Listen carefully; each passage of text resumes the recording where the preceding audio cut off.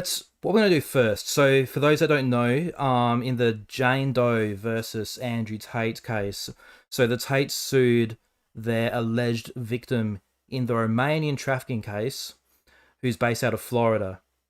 So they sued her back in 2023, alleging that that she fabricated that some allegations of kidnapping her and all this, and caused the arrest that led to the raid in April of 2022. So they sued this young lady and one other who goes by Mary Doe. Um, so Mary Doe's case has been dismissed for the fifth time and last time in November because there was, like a certain other case that the Tates have filed in Florida, there was jurisdiction issues. So Mary Doe is based in the UK and has never been to the US. And funny enough, the Tates are suing me in Florida, and I've never been to the US either. So we'll see how that goes for them. And in earlier in the year, when was it? March. Jane Doe, and her she has an anonymity order approved, so she goes by Jane Doe, and her identity's protected. So she filed a counter lawsuit back in, I believe it was March, with a bunch of counterclaims. And the news this week is that a number of those claims have been dismissed without prejudice. They do love Judge Curley, yes. And you won't hear me say a bad word about Judge Curley. He's a wonderful man. The reason I say that is because he's the judge in our case too.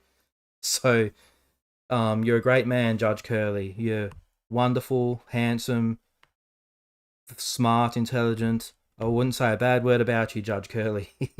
um, so yes, so it was announced that some of these claims have been dismissed without prejudice. Particularly the claims related to human trafficking, civil conspiracy, intentional infliction of emotional distress. All the claims related to defamation, interestingly, haven't been dismissed. So we'll get to that later as well. Let me just see if Crayons is having any luck here. Crayons may be the one person here who's more of a boomer than me, potentially. So he still having trouble, but that's okay. We'll get into it, and if he can join us, he can join us. So yeah, of course, naturally, the Tate's interesting lawyer, Mr. Joseph McBride, could not wait to share this news, and that's what I want to look at first and talk about first. So I've got his post to go over first. I'll switch the screen here.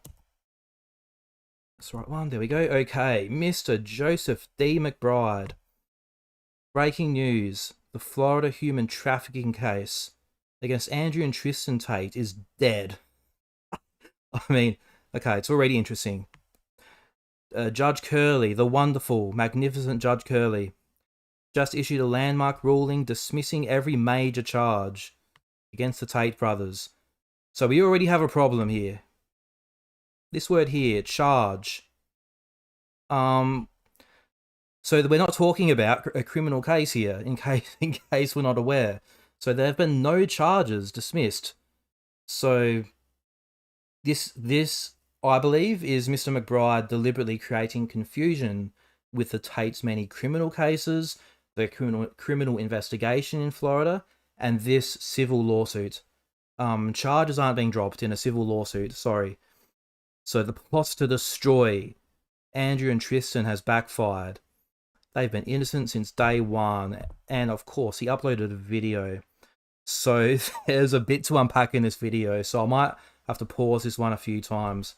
Let me just check the chat and make sure that we're where are we?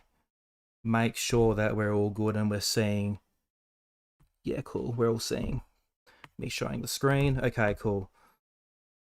Let's let Mr. Bride take it away, and let's really listen to what he says, because there's a few interesting choices of words he used.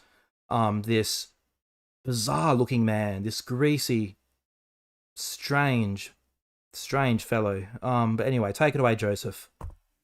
Big news, folks. Breaking news regarding the human trafficking allegations against Andrew and Tristan Tate in Florida.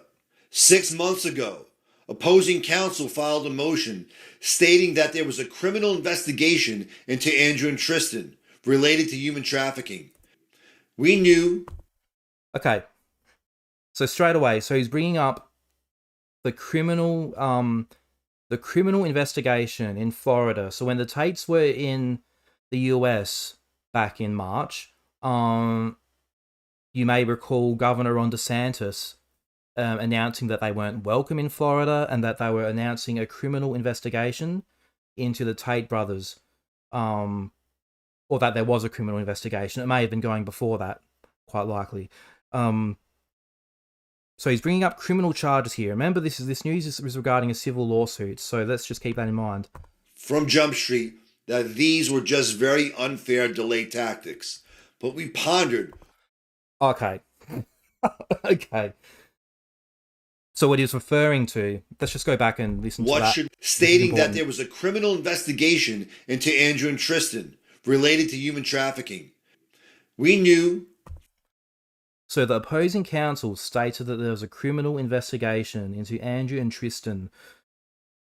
So the DOJ, the federal government, requested that this case be stayed. Basically, this case be paused until the federal investigation is complete. And of course, and the counsel, Jane Doe's lawyers have also mentioned that there is a criminal investigation in Florida. And so this case should be stayed until these criminal investigations are concluded. And yeah, the DOJ, the federal government have requested that they stay this case because, as I'm sure Mr. McBride won't let us know, but they are being investigated by the federal government in the USA for crimes that include human trafficking. So that's important context. From Jump Street, that these were just very unfair delay tactics. It's unfair delay tactics, or it's a very standard thing for a civil lawsuit around claims that are very closely related to criminal and federal investigations, for the civil lawsuit to be stayed in a situation like that. It's common sense. It's normal. So he's acting like these outrageous delay tactics, desperate delay tactics. They're under federal and state criminal investigation in the US. But we pondered, what should we do? And then we decided to lean into the investigation. This struck me when he said it, but I don't know what that means. Lean into the investigation. Just verbal diarrhea. Because to lean into the investigation is to lean into Mate, truth. can you hear me? Oh yes, Crayons, you're there. Hey, how you doing? He's there. Man, Good. sorry a little bit late on that one. Had some technical. That's okay. Had some technical difficulties. How you doing? That's good. I was just telling the chat earlier that if there's one person who may be more of a boomer than me here, it might be you. What have you covered so far? Besides the usual nonsense. I've just started getting into Mr. McBride's video. I'm 30 seconds in and I've paused it about 4 times already to cover some things he's said. And maybe you can give your 2 cents on this. First, give us some W's in the chat for Crayons. Welcome, Crayons. For those of my viewers who might be here and didn't catch the last stream, Crayons has covered the Tates, mostly, especially criminal cases on X for a good few years now. And as I mentioned in the last stream, I think he's the GOAT at breaking down some of this legal stuff. So this stream is perfect to have you on board. So I'm glad to have you here. I was just talking about how. So McBride was saying that so Jane Doe's lawyers mentioned that there was a criminal case and that this was just desperate delay tactics. So do you want to give your 2 cents on that? Who said that? McBride in his video. Who's? Do you want me to play it for you? He said that. Yeah. Let's go ahead. I can't hear it, so let me. Can you turn the audio on so I can hear it? Or it might, actually, that might cause a loop. So just go ahead and just tell me what he says. When you pause it, let me know what he says, and I can go from there. Because if you play it here, Okay. you'll get a loop. Okay, I'm gonna go back like a little bit just to give you word for word what he says, and I want your thoughts on this. It'll be interesting for the viewers. So, stating that there was a criminal investigation back a bit more. against Andrew and Tristan Tate in Florida. 6 months ago, opposing counsel filed a motion stating that there was a criminal investigation into Andrew and Tristan related to human trafficking. So 6 months ago, the opposition counsel filed a motion stating that there was a criminal investigation into the Tates for human trafficking, and then he goes on to say this was. We knew from Jump Street that knew. these were just very unfair delay tactics. We knew from Jump Street that these were just unfair delay tactics. Your thoughts, Crayons? That they were unfair delay tactics. Yes. Yeah, that's ridiculous. I don't have the statute open in front of me, but the Department of Justice is requesting the stay. The Department of Justice, there is federal law that states that a civil case needs to be stayed if it could potentially interfere with a criminal investigation. So the Department of Justice requested a stay. They don't want a discovery process. Anything that's found in the discovery process during a civil case to potentially interfere with their investigation. So they requested a stay. Yeah. So the idea that it's a delay tactic is it's laughable. Absolutely hilarious. Well, especially because of how standard this would be when there's criminal investigations going on for a civil lawsuit that's so closely related to be stayed. It's to say it's a desperate type delay tactic is really funny. Well, I mean, it's coming from the Department of Justice. Yeah. I mean, I don't know what else you want to hear on that. The Department of Justice wrote a letter to the judge requesting the stay. So basically he's accusing the U.S. government of trying to cause a delay in a defamation case in Florida, which is hilarious. And let me start by stating this, because I think this is really important here. Joseph McBride is a lawyer, and lawyers, more than anyone in the world, understand the legal weight and significance of every single word and term that they use. So when you have a lawyer, especially one that's involved in the case, publicly describing and using words that confuse people, using words like charges when charges are only used for criminal matters, when he knows that it's civil, when saying that it's a case, when it's a counterclaim, when saying it's a human trafficking case, when it was not a human trafficking case. It was a counterclaim to their defamation case. So he's using terminology that he knows is wrong because he's a lawyer. He understands the weight of every single word that he uses. And I believe that he's purposefully using the wrong words because he knows how the public is going to interpret what he says. And he knows 99.9% of the people will never fact check anything he says, especially Tate's fan base. Yeah. So he's using terminology that is completely wrong. And as a lawyer, he would know that his terminology is incorrect. So that sets the stage right there. So go ahead and continue. I just wanted to make that very clear that he knows exactly the words that he's using and the significance of those words and how they're going to be interpreted. So yeah. The Department of Justice requested to stay. So yeah, go ahead. Completely agree that he's I think just very deliberately trying to confuse the public, confuse the civil and criminal cases, and just really slimy, greasy stuff from a greasy man. I'll keep playing, and then when I think there's something important, I'll pause it. Sorry, go on. Yep. Well, it's also important to understand that he started his video talking about a criminal investigation by the Department of Justice. Yes. That criminal investigation that is still ongoing has absolutely nothing to do with the defamation civil case. Nothing, apples and oranges here. Yeah. They are suing, the Tate brothers are suing one of the alleged victims in their Romanian trafficking case, alleging that she defamed them by giving statements to the Romanian authorities during her interview after their compound was raided. They're trying to claim that her statement was defamatory and that she conspired and defamed them again with her parents when she sent chat messages from Romania to her parents, I believe in Florida, telling them that they were going to escape while everyone was sleeping because they believed that they were trafficking women and they needed to get out of there. So that's the whole crux of the lawsuit that they filed against her. The Department of Justice criminal investigation has 0% to do with that.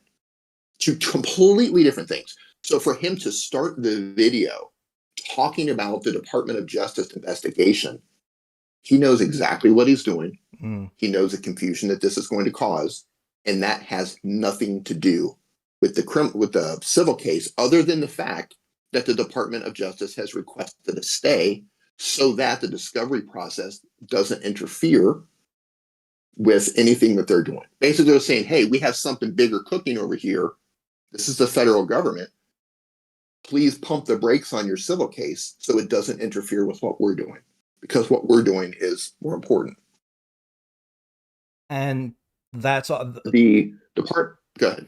I was just gonna say quickly that that's a really important point. That, and before you joined, and before I started this video, I told the viewers to really watch what he's saying and his wording here, because his decision to immediately talk about and plant seeds about a criminal investigation involving human trafficking, I think is surely very deliberate, and that just plants that in the viewer's head for the rest of the video. Yes. Well, okay. First and foremost, there is not a Florida human trafficking case against the Tate brothers. There is no human trafficking case against the Tate brothers in Florida or in the United States in any state. There is an investigation taking place in Florida. We don't know why. There is an investigation taking place in New York from the Department of Justice. And both New York and Florida's cases are criminal investigations. But an investigation is not a case. And again, words matter, and he understands the terminology here. So there is not a Florida human trafficking case. What you do have, and again, words matter, you have a defamation case that is civil, filed by the Tate brothers against their alleged victim due to what happened in Romania. That is a civil case filed by the Tate brothers. The Tate brothers are the plaintiffs. They filed a case. The defendants are the alleged victim from Romania, who just happens to be American, and her two parents. They're the defendants. She filed a countersuit, a counterclaim against the Tate brothers, claiming defamation and other accusations, human trafficking, malicious prosecution, civil conspiracy, intentional infliction of emotional distress. So she filed her own countersuit or counterclaim against them, but it's all still part of the main defamation case. She's still the defendant in that case, even though she filed a counterclaim. What was dismissed were 6 out of the 7, I believe it was. I think I don't have it in front of me, but I believe it was 6 out of the 7 claims out of her counterclaim. Again, there wasn't a human trafficking case. It was a counterclaim. What survived, I believe, was defamation and defamation per se.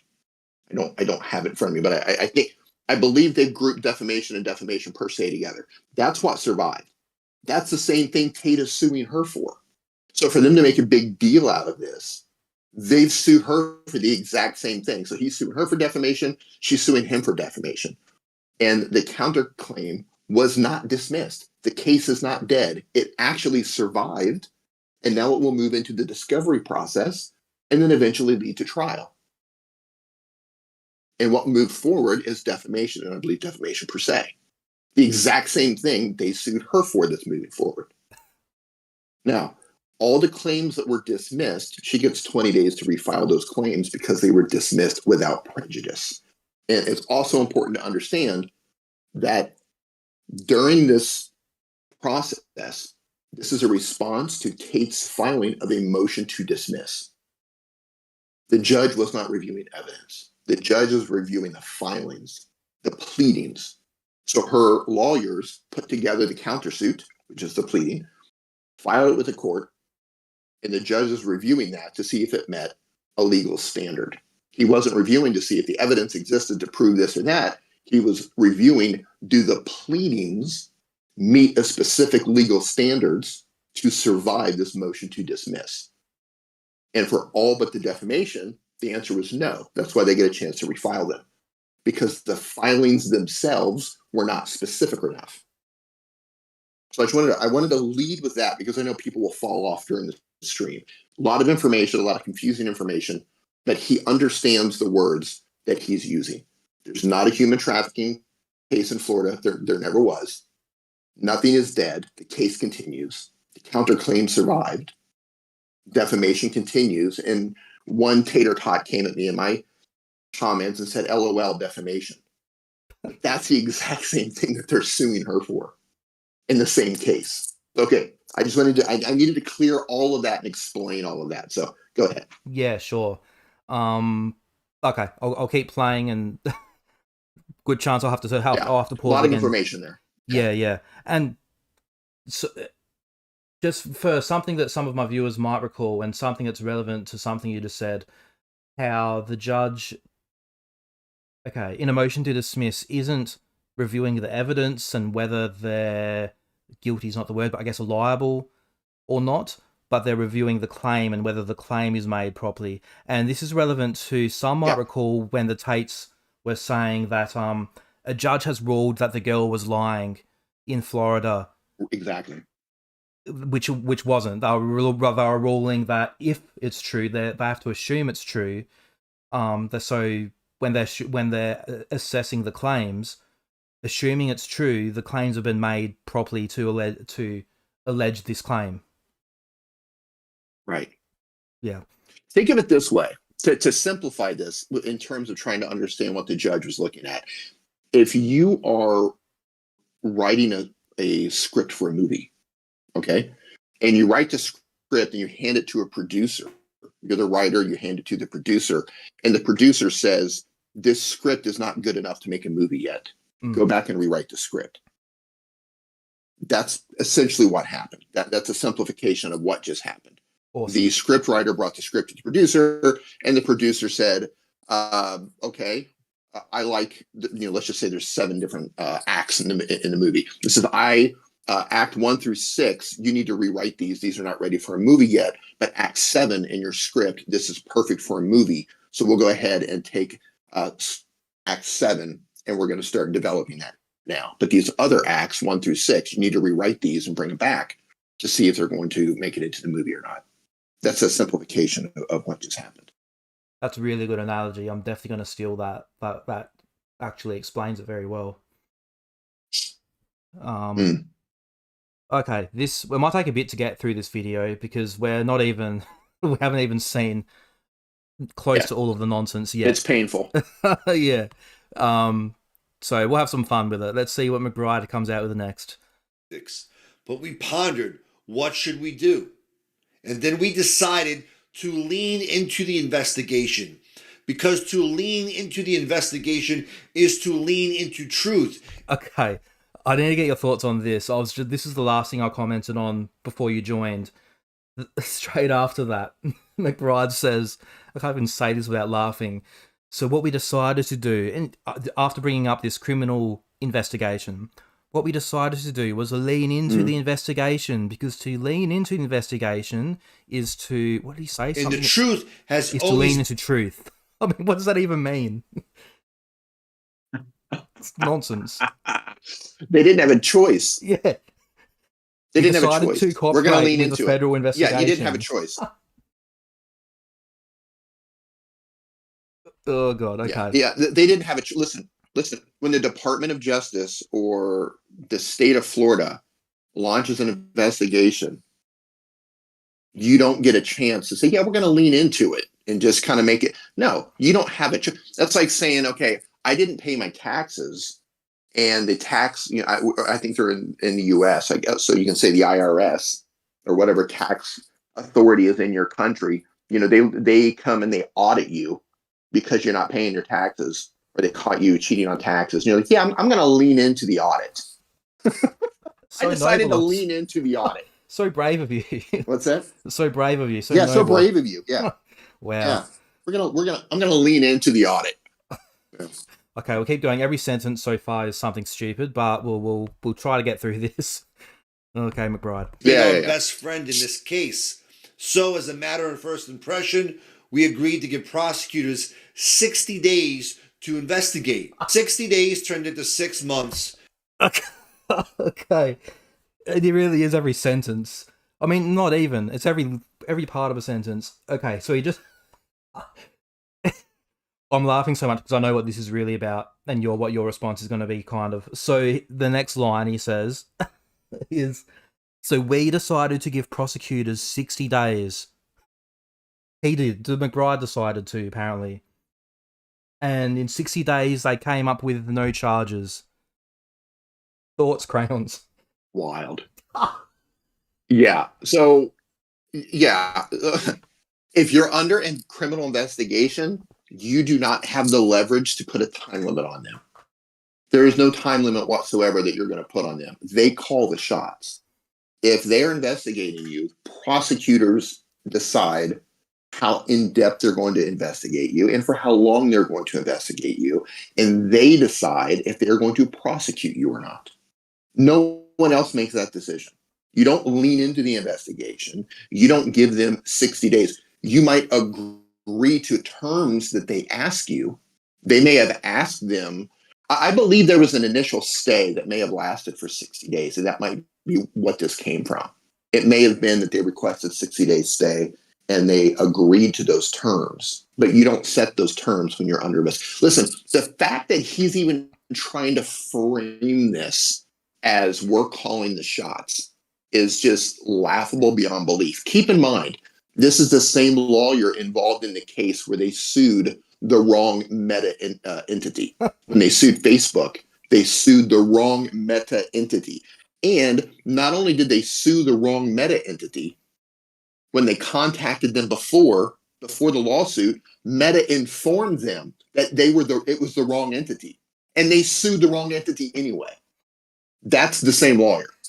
This is the same lawyer who was scolded by a judge for apparently, and you can Google this, Joseph McBride. I don't know how you would find it. He was representing some of the January 6th guys who got arrested for whatever they did in the Capitol building in the USA. And I think he abandoned one of them like mid-trial or something like that and got scolded by the judge. I don't remember the details. You can look it up. But yeah, this guy is, when you think about bad lawyers and all the things that come with bad lawyers, like this guy comes to mind to me. Oh, it's okay. Yeah, that was one of my favorite parts. Yeah. Okay. I need to look that up. Yeah, go ahead. Yeah. And no charges ever came. A few weeks ago, on September 26th in Palm Beach, Florida, I argued that the human trafficking allegations, the RICO allegations, the fraud, coercion, emotional distress allegations should all be tossed out. Not just because Andrew and Tristan were never criminally prosecuted, but because the totality of the allegations against them have always been based in fiction. Okay. So what he just said, and you may be able to shed some light on this, Crayons, of what's been argued in court. I'm not sure, but so he just said that he argued in court that all these claims, so the human trafficking, RICO, civil conspiracy, I think it was, should be thrown out because there's been no criminal charges. What kind of take is that? That these civil claims should be thrown out because there hasn't been criminal charges yet in these ongoing cases? Well, first and foremost, there are criminal charges in Romania for the Tate brothers and this Sorry. particular alleged I think victim. I think I misquoted him. I think he said convictions. Sorry, hang on. Did he say let me just check that again. Did he say charges or convictions? Really prosecuted, but because the totality of the allegations against them have always been based in fiction, not in fact. Never criminally prosecuted, but they were never criminally prosecuted. Is what he said. Yeah, so they're currently being criminally prosecuted in Romania for this particular alleged victim. And the fact that the investigations in the United States have not yet led to criminal prosecution is completely irrelevant to a civil claim made by someone who is claiming that they've been harmed. Those are here's the thing. He is relying on people not understanding the difference in the nuance between civil claims and criminal charges. So just to be very clear here, criminal charges are filed by a state or the government for breaking a law. If you're found guilty of a criminal charge, you generally face punishment or large fines. A civil claim is filed by private individuals, citizens, or organizations for harm or damages. And if you lose a civil claim, you get a judgment, you generally have to pay money. You're not risking jail time. Civil claims filed by this particular defendant against the Tate brothers, she's filing what she believes are claims because she says, hey, I have damages. I've been damaged by these guys, so I'm filing these claims. This is what I believe they did to me. Civilly, it has nothing to do with the Department of Justice if they decide to prosecute or not. Those are two totally different things. And as far as we know, we have no proof on the scope of what the Department of Justice is investigating for. We do know that one thing they're investigating for is human trafficking. We know that because it was in a particular document, but we don't know the full scope of that. But we do know that when the Department of Justice chooses to prosecute, and we don't know yet if they are going to prosecute them or not, but we do know that when the Department of Justice brings charges, they bring a lot of charges. So they're not going to just if they choose to prosecute, they're not going to pop up with just human trafficking. They will drop a 1 trillion-ton shit hammer on these guys and make them fight for their lives in court. That's the way the Department of Justice works. Now, this is the same, I believe, Southern District of New York. They completely dropped the ball on the Diddy case. Diddy, he was acquitted of sex trafficking. They did get him for other charges that I don't remember what those charges are on the top of my head, but they did convict him for those. This is the same group that took down Epstein and Ghislaine Maxwell and so many others. So this is a major department, a major, what was the word I'm looking for? The Southern District of New York is a big deal. They've taken down some big ones before, and this is who's investigating the Tate brothers. So the fact that they've brought charges or they haven't brought charges, not relevant to this in any way, shape, or form, because even if they don't bring charges, someone can still sue for damages that they believe. It's the same reason why women who have been raped generally can't get prosecutors to file criminal charges, because rape is incredibly difficult to prosecute unless you have a rape kit or there's like loads of evidence. That's why they go the civil route. It's a lower standard of proof, and it's easier to get a judgment with that. But in this particular case, what the Department of Justice does has nothing to do with the claims that this particular woman has filed. So yeah, again, laughable.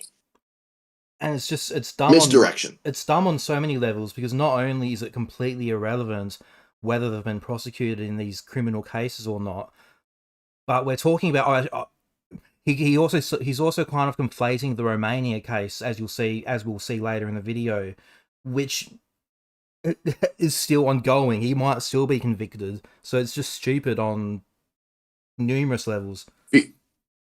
Yeah, before you play that, I want to read this. It says, Judge scolds January 6th lawyer, but won't seek disciplinary action.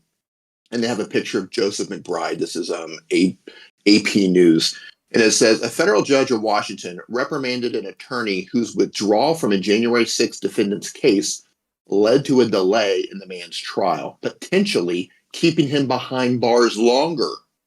But the judge declined to refer him for disciplinary action.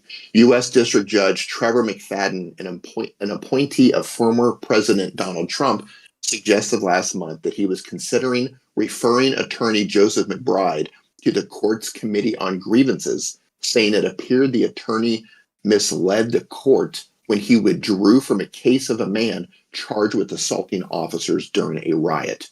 McBride withdrew from Christopher Quaglin's case last month, just weeks before the man's April trial date, because McBride said he needed to focus on another January 6th case.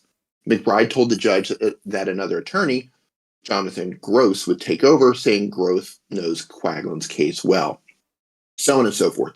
So the judge scolded him, but unfortunately didn't discipline him. He didn't refer him for disciplinary action, which is unfortunate because this guy is getting away with things that he should be disciplined for.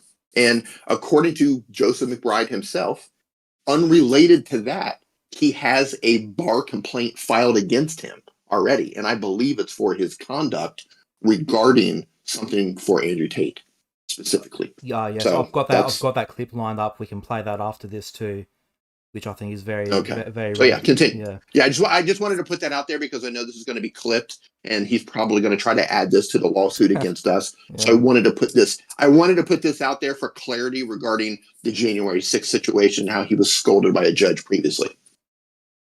Yeah, and that's just I've heard some other things regarding his clients that were part of the January 6th thing as well. I'll put it that way. So that's just the tip of the iceberg with that. Oh boy. Okay, let's keep going. Let's see what McBride has to say next. We've made it through 1 minute 14, and it's been 100% garbage so far. But maybe he'll come out with a good point here. Let's see. Because the totality of the allegations against them have always been based in fiction, not in fact. So we had to wait about a month for the judge to rule. And today, folks, the court has spoken. And the verdict is devastating for the other side. Judge G. Joseph Curley has just issued a landmark ruling dismissing every major charge that's been used to smear Andrew and Tristan Tate for the past 2 years. The so-called human trafficking... Okay, before we get to that next bit, which is good too. So he just said that Joseph Curley dismissed every major charge in the human trafficking... Andrew and Tristan Tate for the past 2 years. The so-called human trafficking case... In the human trafficking case. So he dismissed every major charge. So this is, again, very deliberate wording, I think. Yeah. Number one, there were no criminal charges in Florida. Civil claims are not charges. They're never charges. So for a lawyer to use the word charges, he knows that means criminal, not civil. The judge did not dismiss any charges. They have not been charged with any offenses in Florida or in the United States at this point. So that is absolutely false. The Honorable Judge Curley did not dismiss any criminal charges. Okay, the next bit... Any charges at all. Yeah. No. Just, and this is a theme, I guess, across his video, his post. And then the next bit is when it gets a bit crazy. We'll see what he says next. It's dead. The RICO conspiracy 2 years. The so-called human trafficking case. It's dead. The RICO conspiracy case. Dead. Allegations of fraud, coercion, emotional distress. Dead. This isn't just... Okay. So the viewers just heard the part where he says, the human trafficking case, dead. The RICO case, dead. Allegations of fraud and coercion, dead. So, do you think dead is an appropriate way to describe a civil lawsuit counterclaim being dismissed without prejudice? Well, first and foremost, it wasn't a case. Well, the case... but it's important, again, words matter, especially when they're coming from a lawyer. The case is the Tate brothers have sued this woman and her parents for defamation and defamation per se, and I believe civil conspiracy and a couple of other claims. That's the case. She filed a counterclaim or a countersuit, and nothing is dead. Nothing is dead. The countersuit is actually moving forward, and it will go to discovery and trial. But what was dismissed with prejudice, which means they can file again, are the claims of human trafficking, conspiracy to violate the U.S. human trafficking laws, Florida civil remedy, civil conspiracy, malicious prosecution, and intentional infliction of emotional distress. She has 20 days to refile that again. And here's the thing, and the Tates have done this the entire time throughout their process. When a judge dismisses something, a claim, or a defendant without prejudice, you can file an amended motion and bring it back repeatedly. Now, there does come a point to where it does look like, you're maliciously filing something if you're not bringing back new, if you're not improving it. If you just keep filing the same garbage over and over, it could look like you're weaponizing something or maliciously filing. But until a judge dismisses something with prejudice, you can continue to refile. When it's done with prejudice, it's over. It's done. You're not suing that person for this thing ever again. It's not happening. Yeah. So there was no case. Yeah. And that's a good point, and something that I didn't maybe consider to emphasize his use of the word case. I guess because some of his other stuff is so ridiculous that I didn't even think of that he's using the word case, and a case is dead. It's very misleading, especially when the defamation claims are going ahead. Yes, they survived. Yeah. The whole thing is misleading. His tweets are misleading about it. The video's incredibly misleading. And again, if this came from one of the brothers themselves, first and foremost, they also understand the terminology. But because this comes from a lawyer, and this isn't the first time he's done things like this. No. He has a history of this sort of thing. Yeah. Because this is coming from a lawyer, and he went to school to understand the significance of every legal word that he chooses. So he's not accidentally choosing the word case or choosing the word charges or choosing the word like landmark ruling or dismissing every major charge. Like that, he's not making a mistake. That's like, oops, I messed up. He knows exactly what he's writing. Yep. He knows those words. He understands the terminology. Yep, definitely. Oh, God. The Florida human trafficking case, right? The Florida human trafficking case against Andrew and Tristan Tate is dead, he said. Breaking news. Yeah. There is no Florida human trafficking case. Yeah, this man he's shameless. He's absolutely shameless. And the irony is, if you go to his Twitter account, all he talks about is the truth in Christ and religion. That's all he talks about. The truth in Christ and religion. And the man is just shameless. And the thing is, when he starts talking about criminal cases, this is a case in Florida, and then he starts saying the human trafficking case is dead.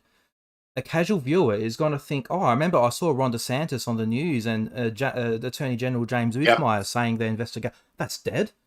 That's what he's doing. That's what he's trying to do. Yep. Yeah. Yep.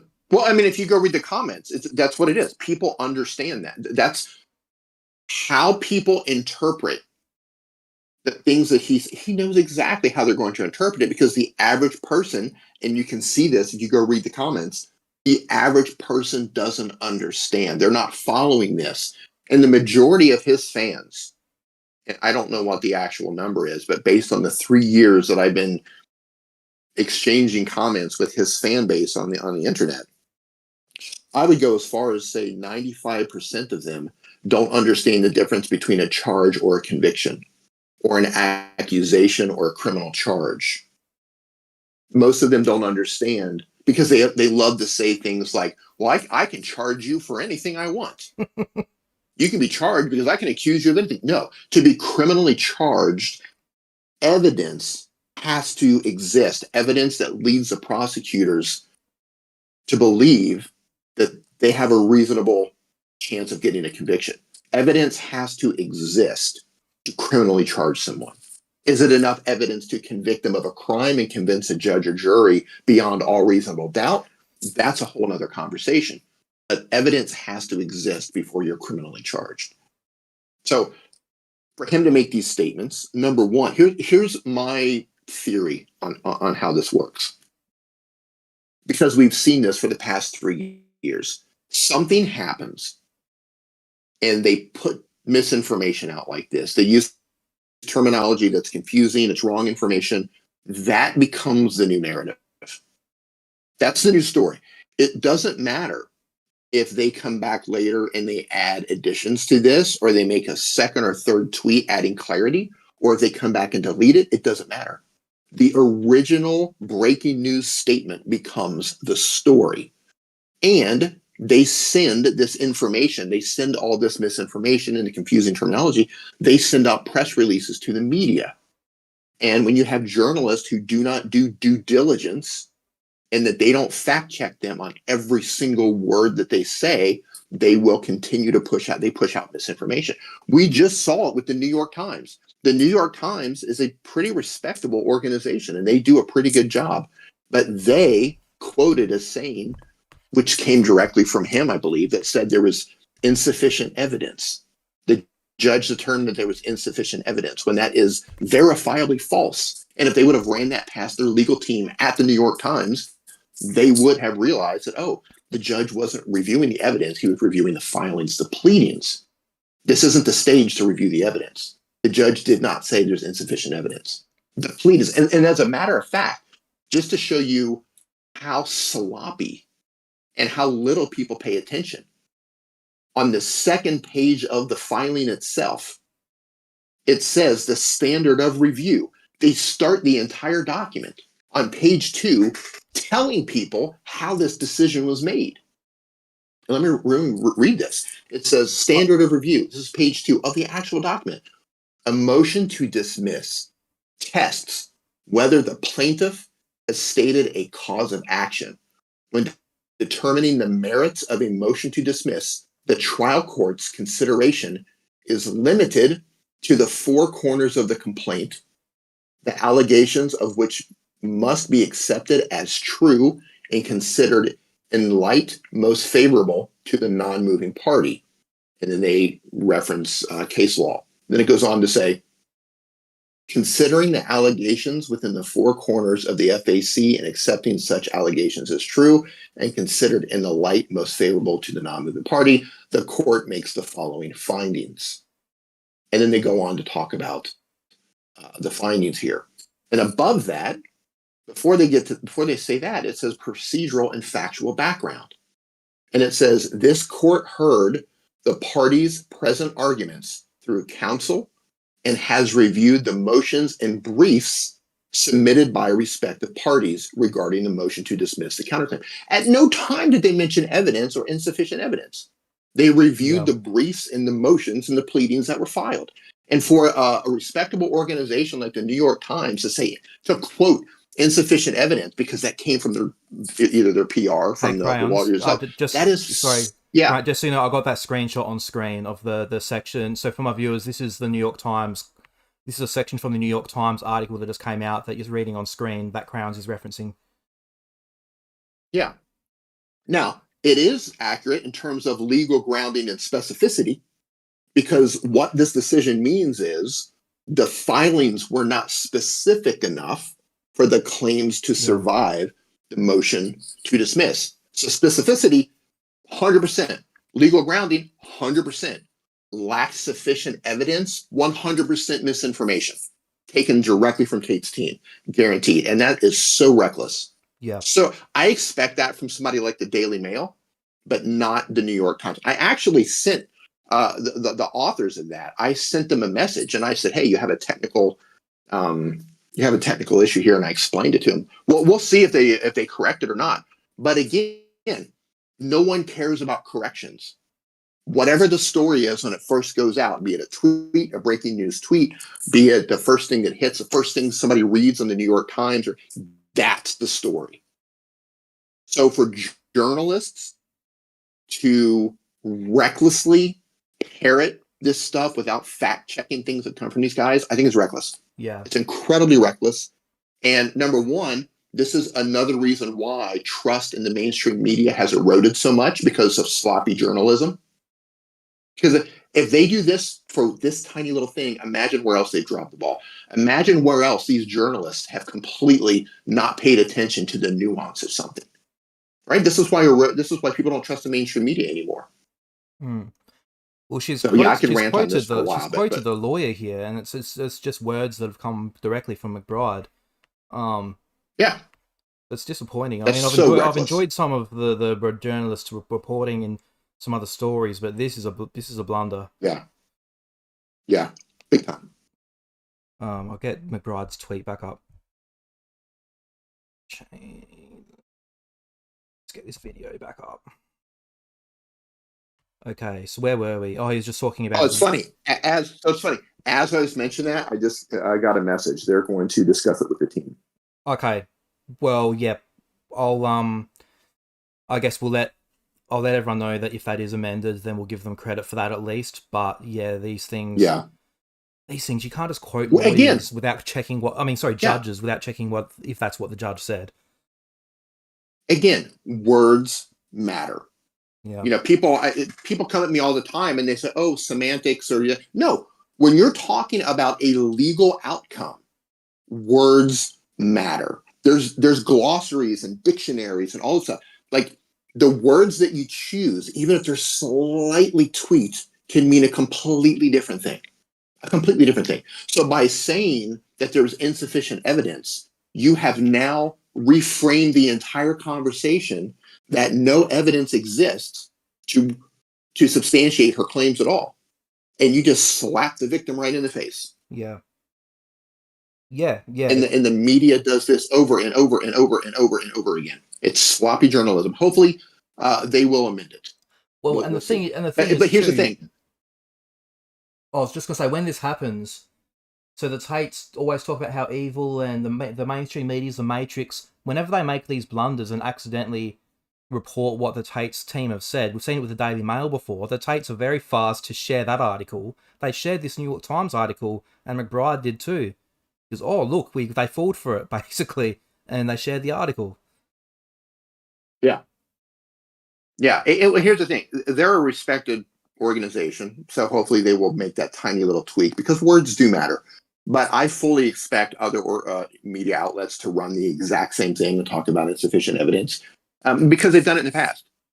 I've lost count of how many journalists have gotten this wrong from the very beginning. And listen, if you're a journalist or you work for one of these outlets and you're listening to this, you have to fact check them. If you are getting press releases or tweets coming from their legal team or their PR spokespeople, you have to fact check every single word that they use, because they have a history of not telling the truth or spreading misinformation regarding outcomes and things that are actually happening. They've been doing this for 3 years. Yeah. Oh, yeah. We've seen it time and time again. Yeah. Yeah. All right. Anyway, let's carry on. Let's see what I don't want to hang too much on that. Let's see what McBride says next. Speculation. This is a signed court order. Judge Curley, emotional distress, dead. This isn't just speculation. This is a signed court order. Judge Curley ruled that the allegations against Andrew and Tristan failed on every level. No force, no fraud, no coercion, and therefore no human trafficking. Okay, so the wording here is being very tricky with the wording of this next part. So he said that Judge Curley ruled that... Hang on, let me just play this again just so I can give you the right wording, because it was very tricky. Allegations of fraud, coercion, the so-called human trafficking case, it's dead. The RICO conspiracy case, social distress, dead. Yes, this Marion, isn't just speculation. This is a sign, because Mircea based his off of what McBride said. Oh, did he do a correction? Did he? I'm going to give.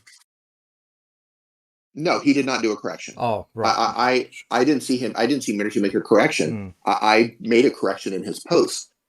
I will give foreign journalists the benefit of the doubt because if they're, if you're not paying attention, or maybe the U.S. is a different system and they do things differently, I give foreign journalists the benefit of the doubt.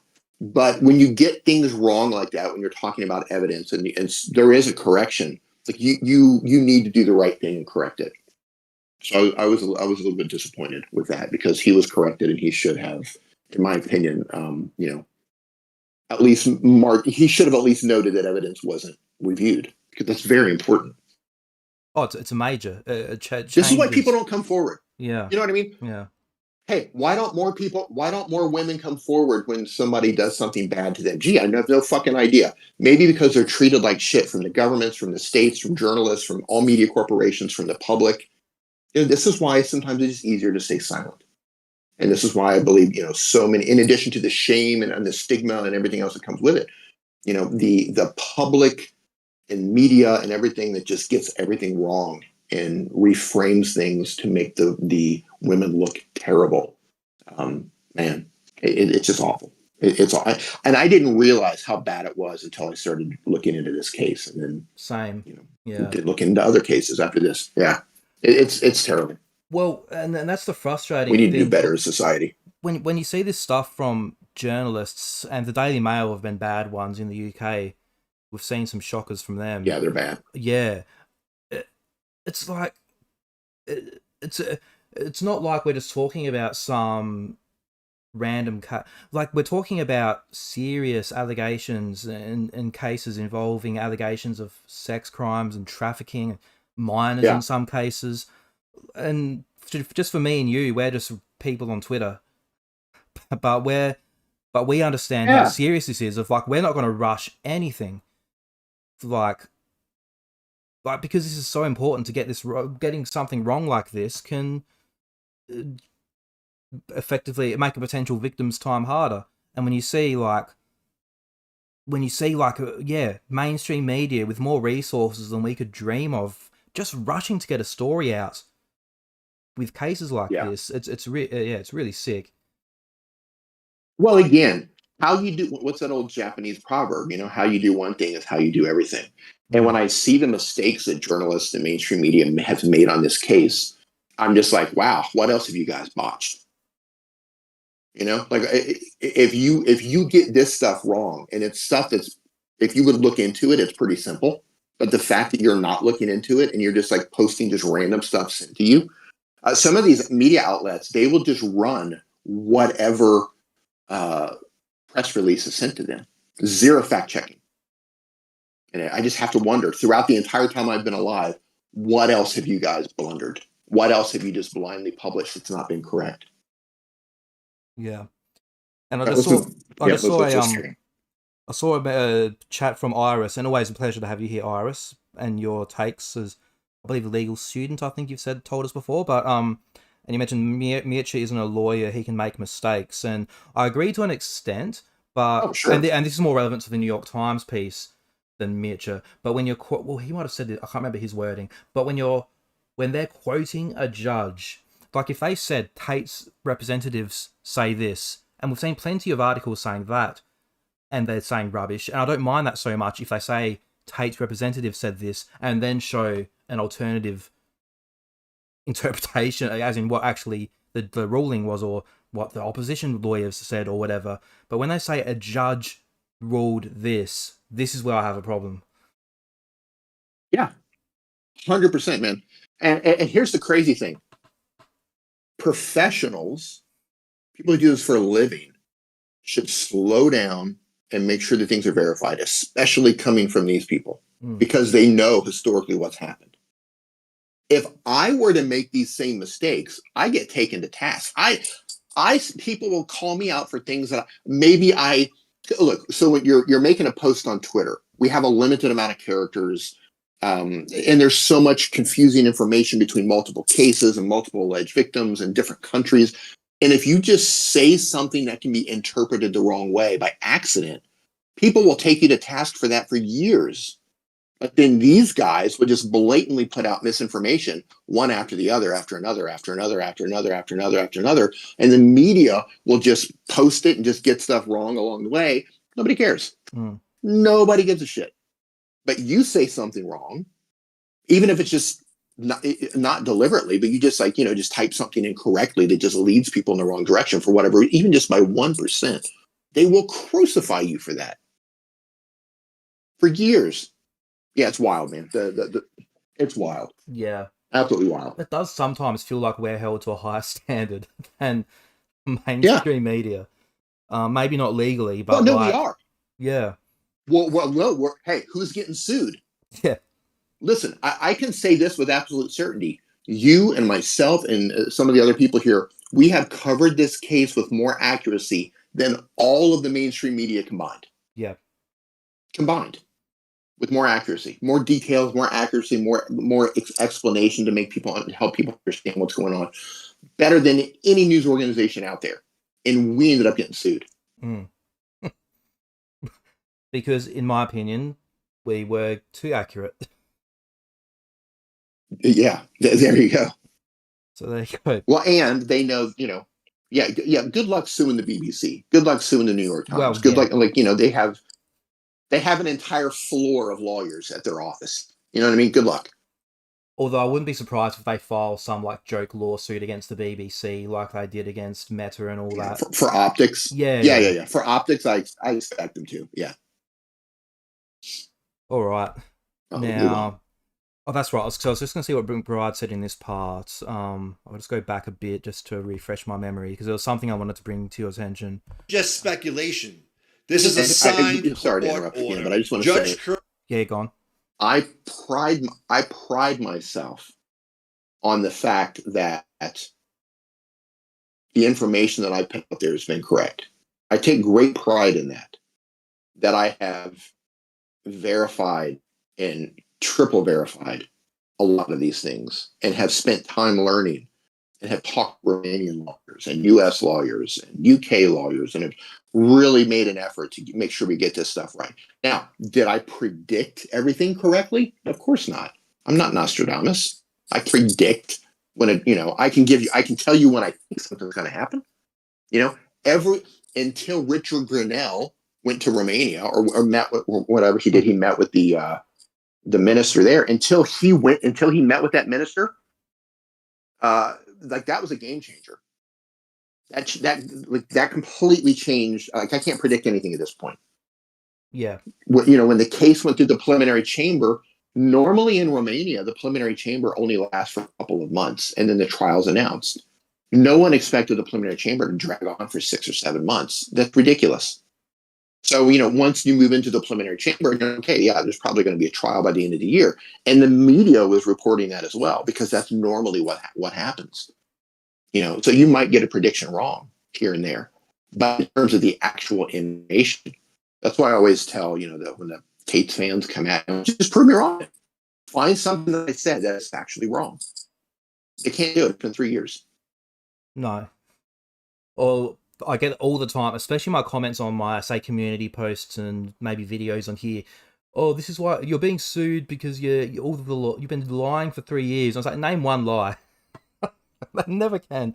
Yeah, you know them all. I don't need to tell you. Go on, name one. Yeah. Never can. Yeah, and again, this is the last time we had the stream. Somebody asked, why are you always mocking tater tots? Why do you call them tater tots? It's because we've been dealing with you guys for 3 years, and I have access. You, as a fan of the brothers, have access to all of the same information that I have in terms of what these things mean. You can go to any illegal website and understand what the technology of this stuff means. You can download the Romanian procedural code and the Romanian criminal code. And the majority of the documents that are out there are for public release. So you can see what the judges have actually said.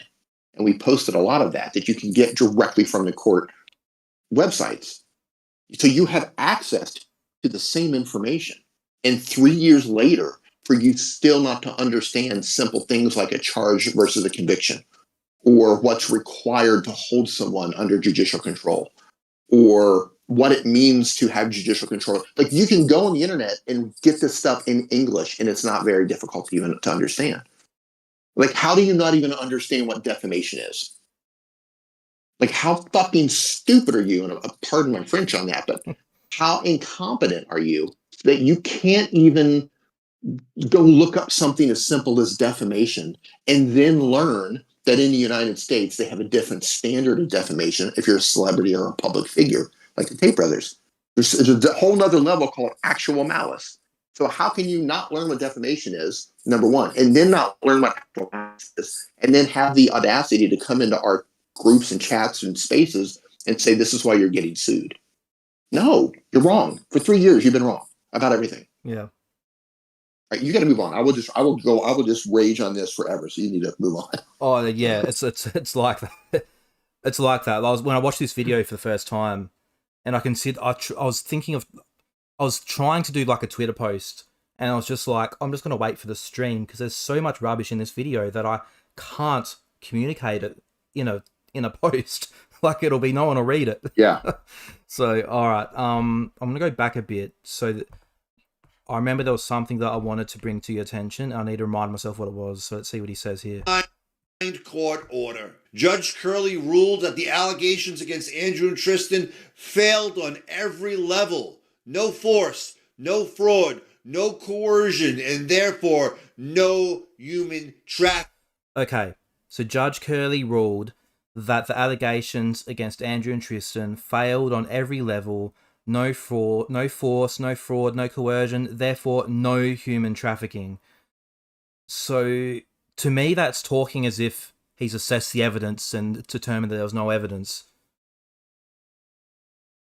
Right. So first and foremost, I need to say that I cannot determine if human trafficking took place. That's not for me to decide.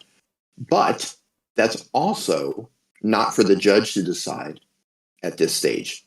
A judge did not decide that human trafficking did or did not occur. The judge decided if the filings met a particular standard, which is standard of review is in the document before he gets into it. The judge is looking to see if the filings meet the four corners of the complaint, et cetera, et cetera, et cetera. That's what he's basically, were the filings specific enough to survive a motion to dismiss? At no time did a judge review the evidence to determine if a crime was committed. Number one. Number two, this is a civil case. He will never determine if a crime was committed.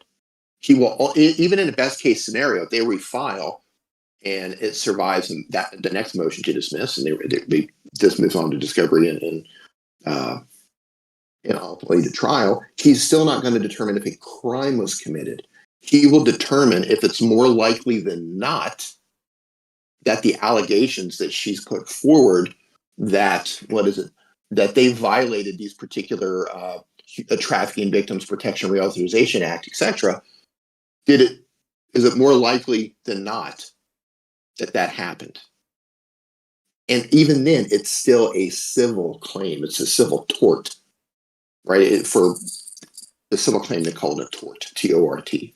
So did it more likely than not happen, essentially? So if they can prove at that time through evidence at a trial that if you were to put a percentage on it, 51% did this happen, then a judge will make a judgment against the Tate brothers on that. Or if they're, for the Tate brothers that are suing her for defamation, if they can prove by 51% that she defamed them, then they'll put a judgment against her. But he's not going to determine if a crime was committed, because a crime is something else. A crime requires a charge, and a charge is filed by the state or government. And the standard for that is beyond a reasonable doubt, which is incredibly high. If you were to put a percentage on it, you're talking 99%, maybe even 100%, which means there's no other logical explanation other than they committed the crime. And this judge for a civil case does not make that determination. He cannot make that determination. So McBride was wrong again. And this language, I think it's just the context of the way he set up this whole video as well. First talking about uh, a criminal case, and then talking about charges, referring to these claims as charges. So then that's when he says these things, which this one on its own might be maybe, I don't know if nitpicky is the word, but not the most egregious one. But when you put it in context with everything he's said up to this point, it's making the viewer think, oh, that human trafficking charges have been dropped in Florida from Ron DeSantis. Yeah, again, he knows exactly what he's saying when he chooses these words. He's a lawyer. He understands the words. He went to school to learn how to use the correct terminology. Because when you are making these filings, when you are pleading, when you are standing in a court of law in front of a judge, being paid to represent your client, every word you say matters. Because your terminology can mean the difference between a judgment or not judgment. Or if it's a criminal matter, it can mean the difference between your client going to jail or not. So he knows exactly what the words mean. So for him to use this sort of terminology, I believe is just completely reckless. And I you know what though? Because it's him and because we've seen a history of this stuff in the past, I'm not surprised. Yeah. You know, but he knows he knows how this is going to be interpreted, and he knows, in my opinion, exactly what these words mean. He went to the university to learn all of this stuff. He passed the bar exam. He knows what these words mean. Yep. He knows what they mean. Yep. Oh boy. All right, let's go to the next bit. Let's see what he said. And oh, sorry, go on. Yeah, one more thing. Yeah, one more thing.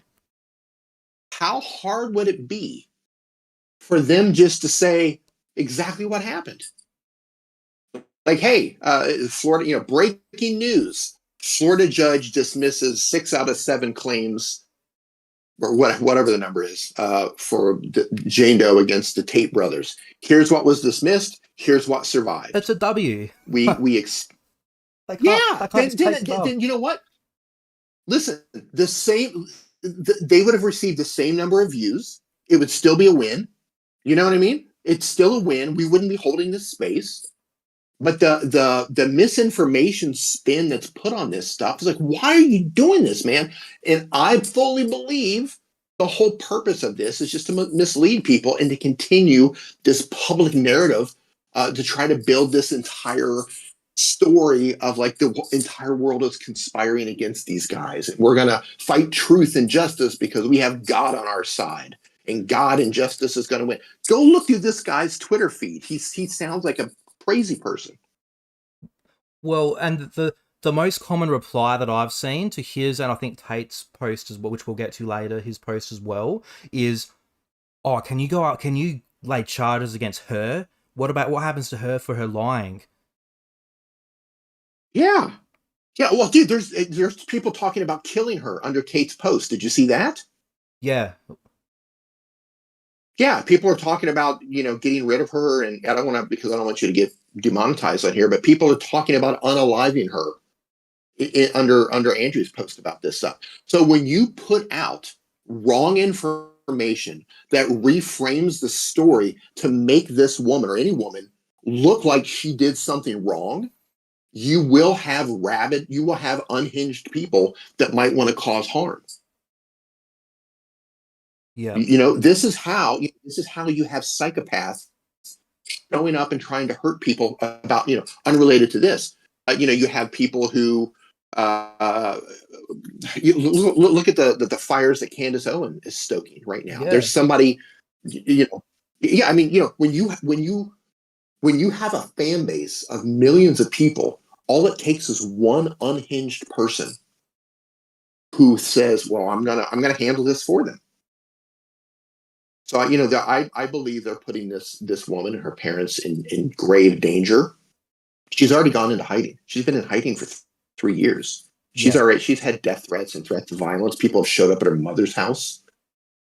And now there's people under Tate's post talking about this thing. They're talking about unaliving her. Multiple people are talking about unaliving her and questioning why she's still alive. Like, that is what you're creating with this. That's why we try to push back and try to set the record straight on this. And it's just so reckless, man. It's so reckless. And the fact that I know that these guys are not going to get into any trouble whatsoever for putting this information out there, that just pisses me off too. Yeah. I think that within itself is shameful. You know, McBride should end up with another bar complaint against him for this, because he's putting her in danger. The comments under the post prove that they're putting her in danger. Yeah. People are talking about unaliving this particular girl because of this information. It's reckless, man. It's so reckless. Yep. And I'll get to the rest of McBride's thread later, which kind of and what was used to be in his thread later, I'll say, that kind of reinforces this, I think. But so we'll get to that after the video. Okay, let's see what McBride has next. Trafficking. The judge said what we've been saying from the start. Andrew and Tristan, innocent. Oh, I literally need to stop this every 6 seconds. Literally, as soon as I press play, his next line. The judge said what we've been saying all along. Andrew and Tristan Tate, innocent. The judge said they are innocent. The judge did not say that. The judge would not say that. No. This is a civil complaint. Even if there is a judgment against, like, even if she, okay, let's just say in a best case scenario, he's not going to say these guys are guilty. He doesn't determine innocent or guilt. He determines that there's enough if there's enough evidence, if this goes to trial, there's enough evidence that could, by 51%, could lead him to believe that it was more likely than not that it happened. He did not say that they were innocent. He would never say that they're innocent, or he would never say that they're guilty. That's not what that's not what civil claims are about. And again, he knows this. Yep. He knows this. And that makes it that much more infuriating, because it puts her in that much more danger. Because it makes her look like the judge claimed, again, right, that she lied. That's what this whole thing revolves around. Just like before, oh, the judge said she lied. No, the judge didn't say that, and you just put her in danger again. Yeah. Oh boy. Okay, let's see. I'll press. So reckless. So reckless. Oh yeah, and I'll just hold off on saying what was in the rest of the thread until the end of the video, because that just might explain more of why we're so annoyed with this. So okay, I'll press play again and see if we can last another 5 seconds. Okay, go on. Really quick. All of the journalists and media organizations who get this wrong and say insufficient evidence, they're also putting her at risk. 100%. That's why we get so irritated. So, first of all, I was busy. I think this story broke. I think you may have broken this story pretty quickly, but it took me, I didn't even catch wind of it for like 10 or 12 hours or something like that. And my first instance of being introduced to this.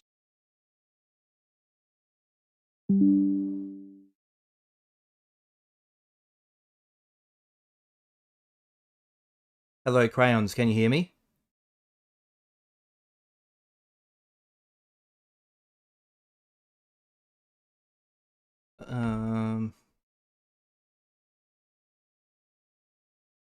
Guys, the stream just cut out, and I think we're back.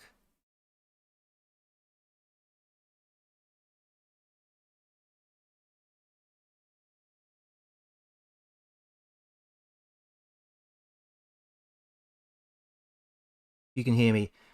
Can you hear Crayons? I can't hear Crayons.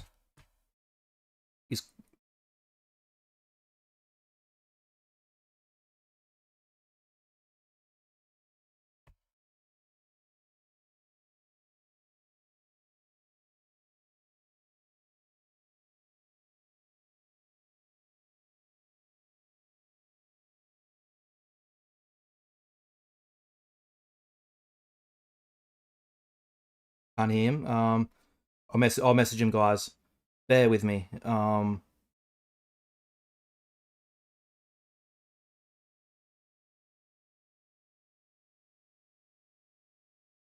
Can't hear. I hope he hasn't been talking that whole time.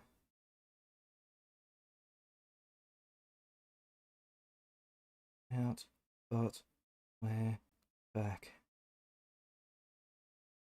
Okay, I'll just go to the chat for a bit while we're waiting to see if I can hear Crowns again. Okay, let's cruise up the chat here. There was something. Big Will.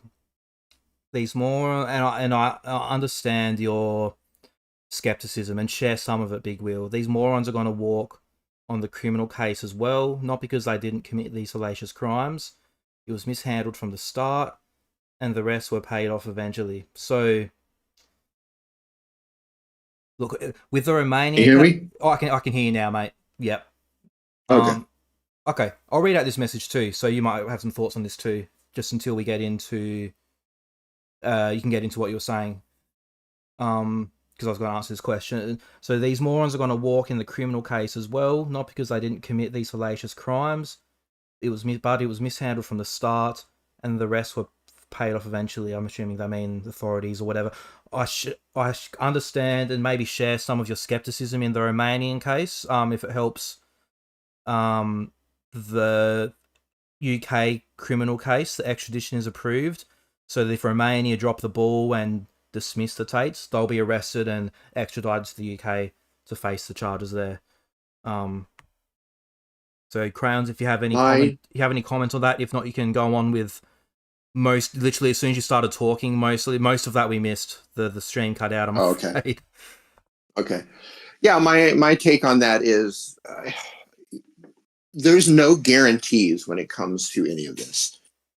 It's very, sometimes people who, and I'm not saying that they committed these crimes. I'm simply generalizing that sometimes people who do crimes don't get convicted. Sometimes they get off on technicalities. Sometimes there's no, some little tiny little thing that allows them to walk. Sometimes people wrongly get convicted. Prisons are full of people, and they're, the DNA testing and stuff is now getting people released from prison from years ago. But people have been wrongly convicted too. So there's no guarantee of anything.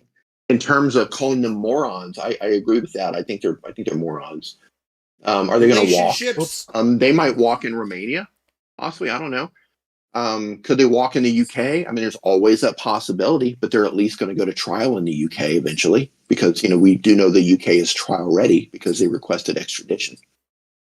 Is anything going to happen in the US? I don't know. All I know is they're under investigation. I don't know if they're going to prosecute. Maybe they will, maybe they won't. But to understand what's happening in the US, focusing on Florida, because I heard McBride say in a Zoom call that Florida told him that they're going to not prosecute. Please. If that happens, can you hear me okay? Yeah, I can. Yeah. Okay. What that means, and if that happens, if Florida chooses not to prosecute, that doesn't mean anything other than Florida doesn't have enough evidence to prosecute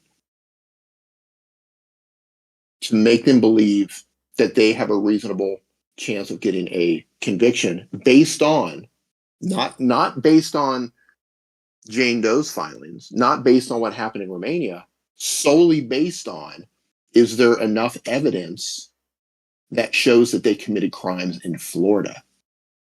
That's what the Florida investigation is for. Florida doesn't determine what happened in Romania or Jane Doe's claims. They would be investigating to see, is there evidence to show that crimes were committed in Florida? And if so, is there enough evidence that makes us believe that they can, that we can get a conviction? If so, they'll prosecute. If not, they won't prosecute. Same for the Department of Justice. No, the Department of Justice is looking, were crimes committed in the United States? Now, the DOJ does have some tools that I believe Florida does not have.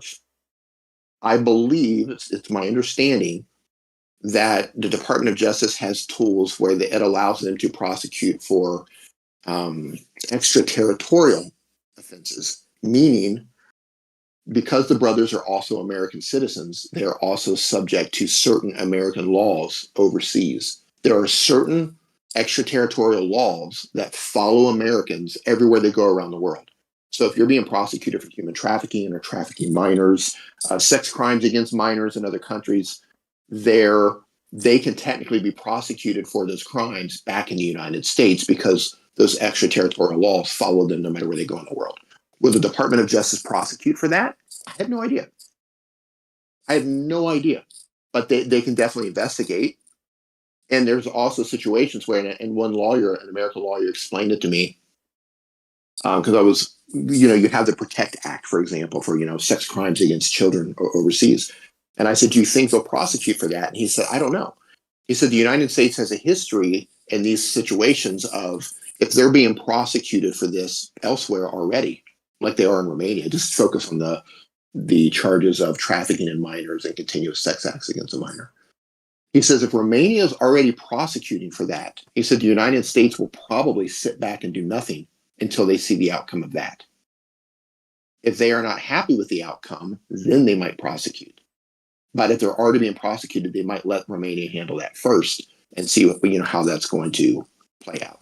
Or he said they could choose to prosecute. But generally speaking, he says a lot of times they'll sit back and wait and see what happens in the place of being prosecuted first. So let's move on. Yeah. Okay, we'll go back to McBride. It's and it's no fault of ours, I think, that we're taking so long to get through this video. But we're 2 minutes 22. Yeah. I'll just go back a bit to backtrack and then see what he's saying. Said what we've been saying from the start. Andrew and Tristan, innocent. Relationships, consensual. Business discussions, legitimate. Oh. Okay. So after he said that they were in, the judge said Andrew and Tristan Tate are innocent. He says relationships. Hang on, let me get this wording right. Business discussions. Hang on. Innocent. Relationships, consensual. Okay, the judge said apparently relationships consensual. Business discussions legitimate. Like, this has nothing to do with what happened. And you're saying the judge said this. Well, hold on. There is an element of truth to that. Give me 1 second here. Yeah, sure. But if I remember when I listened to the video, McBride framed that in a weird way. What the judge said, give me a second here. It's emotional distress. I need to pull the actual document up. He said, where did it go? Here it is. It says the counterclaim. Again, this is not based on evidence. He specifically says the counterclaim sets forth allegations of a romantic relationship, travel, and business offers, and lacks the specificity of fraud, force, or coercion required to set forth a cause of action under the applicable statutes. So he specifically says the counterclaim sets forth allegations. So what he's saying is the filings are not specific enough to meet the standard to make him believe that it could have been force, fraud, or coercion. Now, that being said, I was on a Zoom call at, I believe it was their last hearing. It was a public, by the way, almost all of their hearings, you can come in on a Zoom call and listen. And the judge was having a problem, and he brought this up multiple times. And I'll lead by saying I'm not criticizing the judge here. I'm just explaining what actually happened during the Zoom call. The judge said multiple times that he was having a problem with the claim that force, fraud, or coercion was used. And a lawyer from the National Center of Exploitation had to explain that modern day human trafficking is based on deception and how the whole lover boy thing works, right? You pretend to be a boyfriend, you butter them up, you build up the relationship, then you lure them in, that sort of thing. And that's usually built around fraud. And the lawyer for the National Center of Exploitation was talking about, that constitutes, or that it's the same thing as fraud, basically, right? So you have deception, and that's how it works into fraud. So in the US, they're very strict on force, fraud, or coercion. And modern methods of trafficking, that deception method falls into fraud. And the judge said multiple times that he was having trouble with that. Yeah, so James Smith was in that call too. He says, yeah, it was the last one where McBride called Danny a young lady and she snapped at him. That got a little heated. That was interesting. But the judge was having, he even said, he says, you can see where I'm having problems with this. And he even said, because she went over there on her own free will. And the lawyer had to explain how she was deceived, allegedly, to go over there. It's not that she just like went on her own free will. She went there thinking something else. That was the deception. That was the fraud. So based on the pleadings and the filings, it looks like the judge still didn't agree with that. Yeah. So they're going to have to either reword this in a way where the judge goes, okay, yeah, I see it, or the judge is just gonna he makes the decisions in his courtroom. So if he draws the line and he doesn't believe that deception is fraud in his courtroom, then he calls the shots in there. What are You your know? thoughts on? I don't. Sorry, Go go on. Yeah, really quick. I don't know, and again, I'm not saying anything negative about him, but just hearing that conversation, and James Smith, he was listening as well. I see him in the chat. And James, let me know if you have the same feeling. Based on the conversations that were happening, and I could be completely wrong here, but it didn't sound like this particular judge has much experience in regarding human trafficking. Maybe he does, I don't know. Or at least maybe, modern day human trafficking where, lover boy method is used, right? More deception stuff is used. Maybe he's used to just normal, people being kidnapped, put in shipping containers type of human trafficking. I don't know, but that was the feeling that I got. And McBride, who was there, he kept trying to paint this picture of, prostitutes being drugged up and kept against their will in hotel rooms. That was the picture that McBride was painting. And the lawyer that was with the National Center of Sexual Exploitation had to explain how deception is used. And she went on to explain how the brothers would teach these methods and talk about how they would lure women in through these romantic relationships. And she even brought up war room chats where he was, bragging about how he was isolating, I believe it was Yasmina Pinkoff. So she brought up war room chats and other things that they were talking about. But the judge doesn't seem that interested in, because he even says in here, other unidentified women, because they brought up other women that have been through this situation with them. And the judge says, further, the allegations in general as to, and he put in quotes, other unidentified women without any specificity in the allegations is found to be without relevance to the specific actions. So again, the filings were not specific enough. So I don't know if this is just, he's an old school judge and this is his, this is the way he sees it, or I don't know if his experience with human trafficking is, based around, literally women being held against their will or, drugged up in a hotel room. I don't know what his experience is, but he even said he was having trouble with the way this was being presented in terms of like deception and all of that. So just wanted to really clear when you're talking about a judge, but I was in the Zoom call. James Smith says he kind of agrees. He says, yeah, it sounded like he didn't know much about the modern type. I'm not alone in thinking that. And he even said multiple times, he was like, yeah, I don't, you can see where I'm having a problem with this, he said. So, yeah. And again, this is all court record. I saw somebody, because I mentioned this in a tweet, and some idiot tagged McBride and said that I was calling the judge incompetent, which I did not do and I would never do. Just the absurdity of his fan base is just incredible. Now, I'm curious on your thoughts, because and we can only speculate, but based on this ruling, and what the judge had to say about the coercion, and based on your reporting of the Zoom call and what James has corroborated with the judge having problem with the coercion being used as fraud, which we could see hypothetically. Deception. Yeah, deception. Deception uses fraud. Deception use. Thank you for deception uses fraud, which we could see potentially like someone could be charged and prosecuted criminally for that. But if this judge doesn't see it that way, my speculation on this is what might end up happening is if this judge just doesn't budge on this, what could end up happening is these claims about the trafficking could end up going away, and they could just end up honing in and focusing on the defamation claims, which we'll get to later with some examples of how I think are very slam dunk. Do you think that might be the case, that they might struggle with this? Oh, absolutely. Yeah.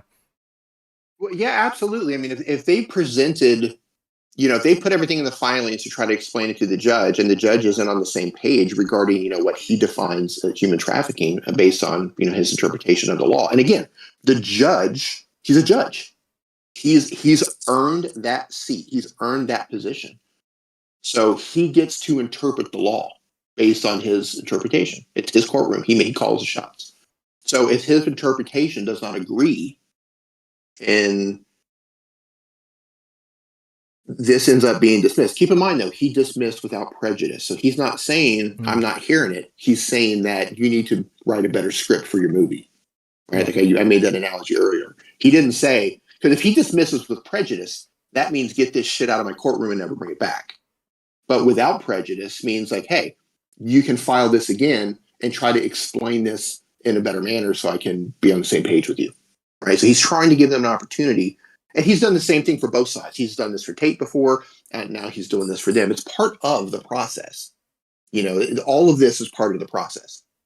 And again, I have no proof of this, but just based on my conversations with some lawyers, and I've seen the Tate brothers do this as well, it is a legal tactic when you are filing a lawsuit or a counterclaim to throw a ton of shit against the wall with the sole intention of overwhelming the other side and making them fight a bunch of claims, knowing that that's going to increase the likelihood that some of them are going to stick, versus just coming forward with one or two claims and letting the other side just focus entirely on those, and then you run the risk of both of those getting shut down. So I'm speculating, but it's highly possible that because the defamation moved forward. Yeah. And that's not going to really change the amount of money, because this is a civil case, so she's suing for money. That's not going to change. Like, because these guys have such a large reach, they're celebrities. They have, the things that they say that she's alleging, how they defamed her, they went out to tens of millions of people. So, the millions of dollars that she's suing for, it's really not going to make that big of a difference. And like, if they finally don't accept the trafficking allegations and all of the trafficking claims and some of these others, I don't think it's going to matter that much, because this is a financial decision. She can still sue them for $5 million for defamation. Some people get, celebrities, sometimes, they can get hosed for loads of money for defamation cases alone. So I don't know. It could have been a legal tactic. The Tates did the exact same thing. They come in, they throw a ton of shit against the wall. They sued the U.S. Marine. They sued one of the alleged victims who doesn't even live in the USA. They sued the parents of the girl. They threw all of these allegations against the wall, and some of them stuck, some of them didn't. And I think that's kind of what my opinion is, that could be happening here. Like, hey, we're going to throw all this shit against the wall. Some of it's going to survive. Some of it's not going to survive. And the stuff that survives, we'll move forward on that. That's my opinion. Yep. And we could very well end up with a I think brutal defamation claim and just keep it at $5 million. I see that very, very possible. Okay, let's go. Really quick. Yeah. Based on defamation, and here's an interesting thing. They are public figures. So the standard for defamation against them is very high. Very high. It's a different standard than the defamation against her. So in order for them to claim defamation, that she defamed them, they're going to have to prove that what she said was false, and she knew it was false when she said it. And I don't think they're going to be able to do that. Very high standard. However, for her suing them for defamation, all she has to prove is that they made a false statement and presented it as fact. So all of the times that they went on all the podcasts, all the tweets, all the videos, all the live streams where they said that she's accused 6 other men of human trafficking, or she accused this man of this or that, and this man killed himself because of her. They presented these false statements as fact. Now, obviously, I'm not the judge on this, but those are pretty. I mean, if I've ever seen a case of defamation, a clear case, that's it. When you're presenting false statements as fact, that is what, and you're publishing it somewhere. You said it publicly. That is what defamation is. Yeah. And they don't have that high standard with her because she's not a public figure. She's a normal person. So it's a lower standard. So they're going to have a harder time getting a judgment against her, and she's going to have it easier. So it's in her favor in this, in my opinion. Yeah. And at the end of the day, one more thing before we move on. The reason they're claiming that she defamed them was, number one, because after their compound was raided, she gave statements to the Romanian authorities. So first and foremost, that's called privileged, meaning that you're not supposed to be able to be sued for giving a statement to the police. So I'm surprised this has even survived that long. And when it goes to trial, it probably won't. And the other thing that they're suing her for is because she was sending text messages to her parents saying, we're going to escape when everybody's sleeping because we think they're trafficking women. So that's a private information that wasn't published.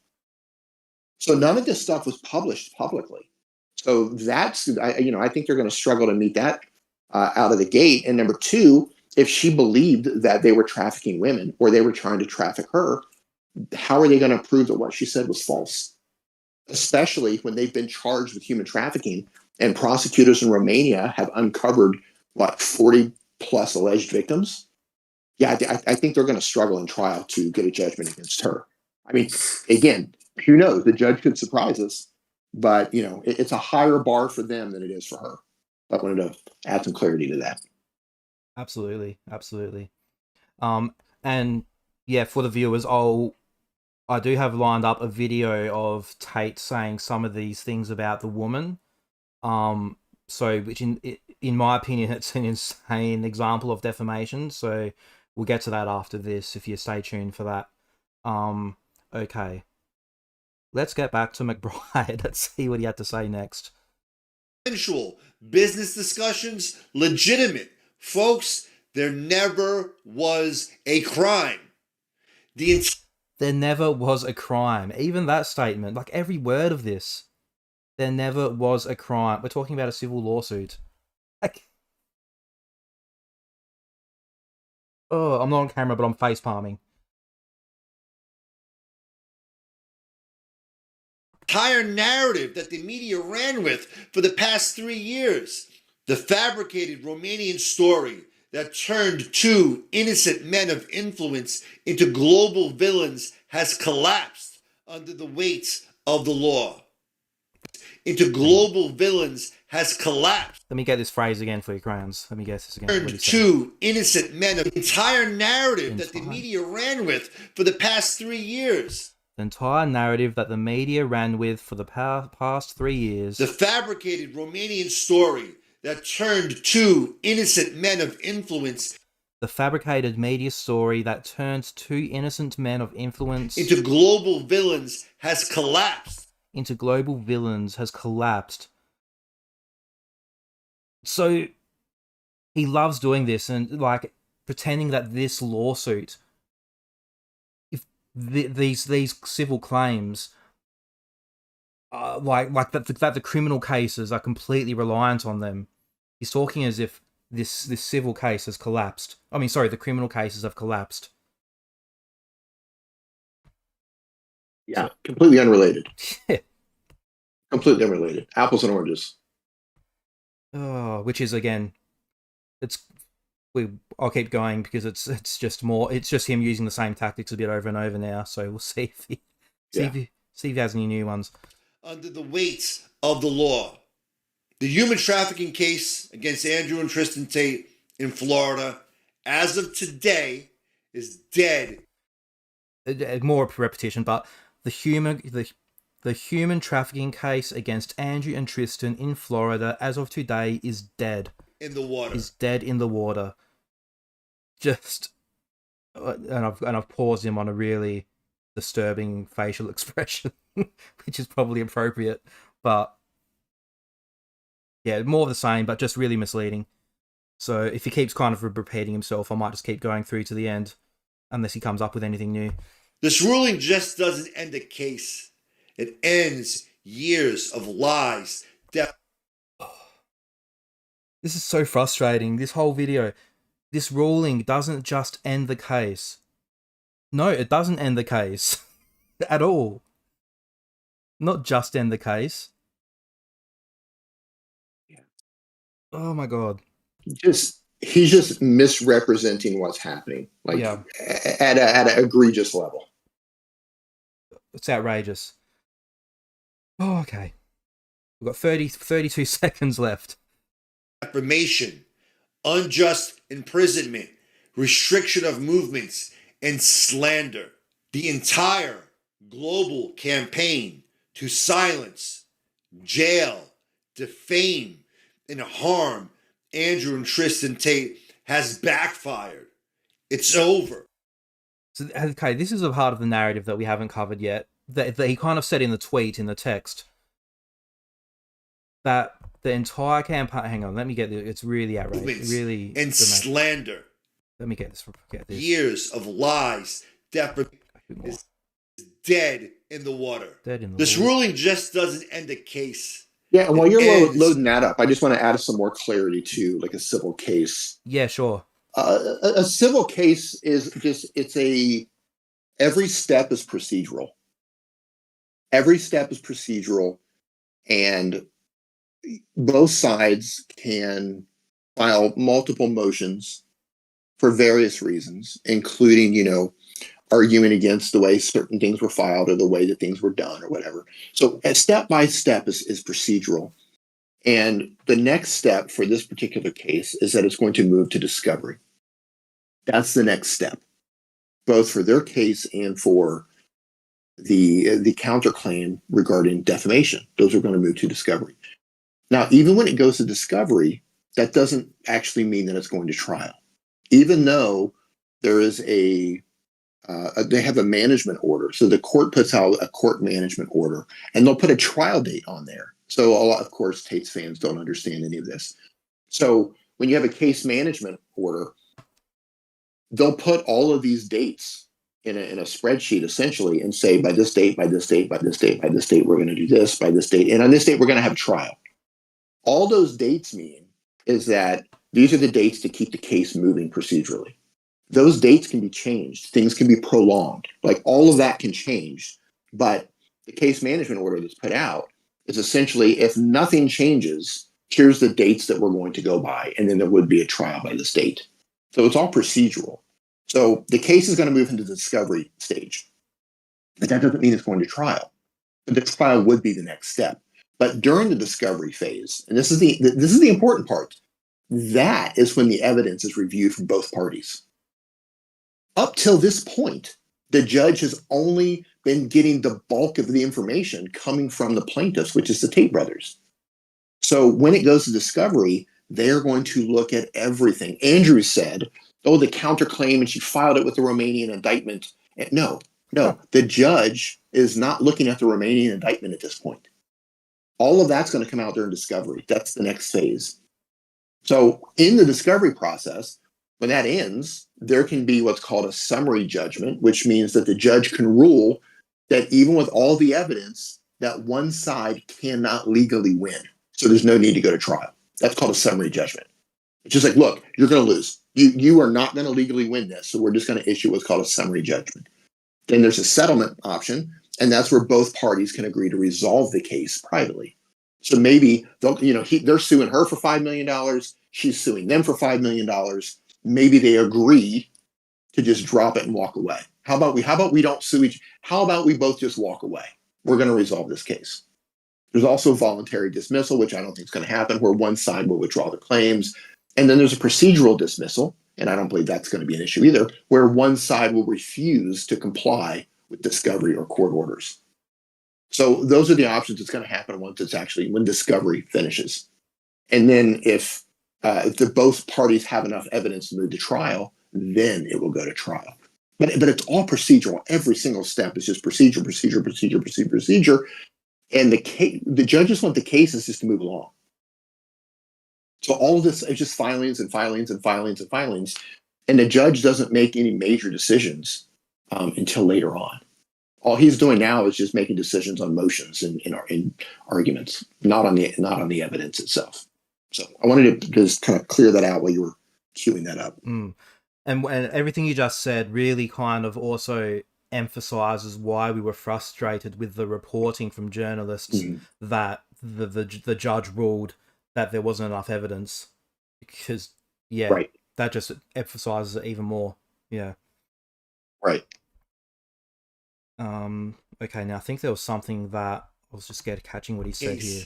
It ends years of lies, defamation, unjust imprisonment, restriction of movements, and slander.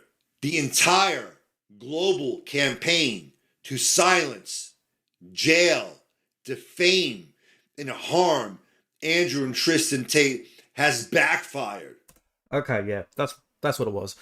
So the entire campaign to silence, defame, imprison, etc., the Tate brothers has backfired. So, and again, all of these things, I think, again, are very much egregious in context. Some of them in context with what he's said up to this point. So he's misleading the public, making them think that this is about a criminal case, making them think that charges have been dropped, making them think that the judge said that there was no human trafficking, and then using this conspiracy of this global campaign to silence the Tates because they say such amazing things, and using these counterclaims in a civil lawsuit being dismissed without prejudice to say that this has backfired. He's using the word backfired. I mean, yeah, it's so silly. Yeah. He's clearly misrepresenting everything, literally everything that happened. Yeah. Nothing has backfired. Like, it's just, here's the thing. They had been through the exact same thing, right? Like they tried to sue, all part of the same case. They tried to sue the Marine, and the Marine was dismissed with prejudice. And the judge said, you can't sue the Marine for doing his job. Right? So they already had one dismissed as prejudice. I believe they had some of their claims removed. They tried to sue the UK Moldovan alleged victim, and she was dismissed multiple times without prejudice, and they've stopped adding her. Like, this is part of procedure. They filed a bunch of shit. Some of the stuff didn't stick. What did stick is what they're going to move forward with in discovery. It's the same thing. So nothing backfired there. She gets to file these again. It's not a backfire. Her defamation is moving forward. It's survived. That means it's going to discovery. And the crazy thing is, like I said, in terms of money, she was suing them for $5 million. If she has a strong defamation case, which I believe she does, she can sue them for millions of dollars for defamation alone. So if some of these other claims don't survive, multiple motions to dismiss, I mean, she's still going to win that, I think, because they said some pretty nasty stuff about her, and they presented it as fact. And it's just, and the backfire. But nothing backfired. No. Yeah. And he's it's not only him saying that their case has backfired. It's he's conflating this with this supposed global conspiracy, meaning that he's saying that the Romanian case, the UK prosecutions, the tax evasion, it's all backfired because of these claims being dismissed without prejudice. It's so silly. Yeah. But you have to keep in mind the average age of their fans. Yes. You have to remember that most of their fans are not in English-speaking countries, and you can see that by the comments under all their stuff. And I hate to keep harping on this, but I think that the average Tate fan is just not that bright. You know, they're not that bright, or they're too trusting and they're very gullible. So even if you do have somebody that has the intelligence to figure this stuff out and they realize that they're being misled, that they trust them so blindly that they don't put that effort in to look into it themselves to actually see that they've been misled. You know, so I think it's a combination of things, and of course, all of Tate's friends and all of the acquaintances and all the people who I think are getting paid to promote their bullshit. They're all posting and retweeting, saying, "Oh, the apologies better come in now. We told you." Like, what are you talking Oh, about? Waller, yeah, Waller. I replied You to know, him. like I replied to him. He hasn't the blocked me yet, and I replied to Waller saying, "Where's your apology for Planet T promoting that?" yeah, yeah. But you know, my opinion here is that they are going to spend however much it costs to make their fan base and their acquaintances and their business contacts believe that they were not involved in any human trafficking operations. And I'm not saying they were. I'm just saying I think they're going to spend however many millions it costs them to try to rewrite that narrative to make people think that it was a global conspiracy. Right? We weren't actually charged with something that where they had legit evidence. We were charged for human trafficking because they tried to silence us because we didn't take money from Israel. So they made up these bullshit charges of human trafficking. There's a global conspiracy against them, according to them, by Meta and Facebook and us and Israel and Anthony Plinkins and the Biden crime family and everybody else that they've said. They're trying to paint this picture of a global conspiracy. One, because that becomes the narrative if they're ever acquitted of the actual charges. See, we told you it wasn't true.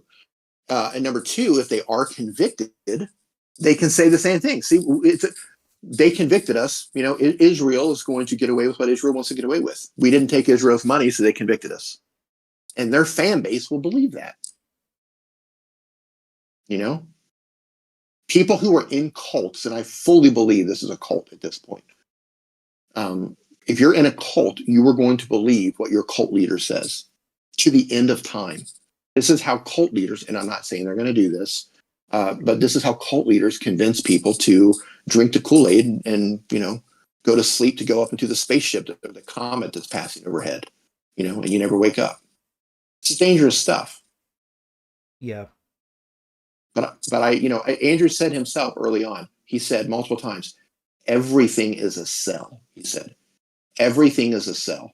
Everything that he does is calculated. It's all a cell. He says that himself. So I think he's setting the stage now to where if he's acquitted, he can say, I told you so. Or if he's convicted, he can say, I told you so. Just like when he found out that he was under investigation for human trafficking, he went on the podcast campaign.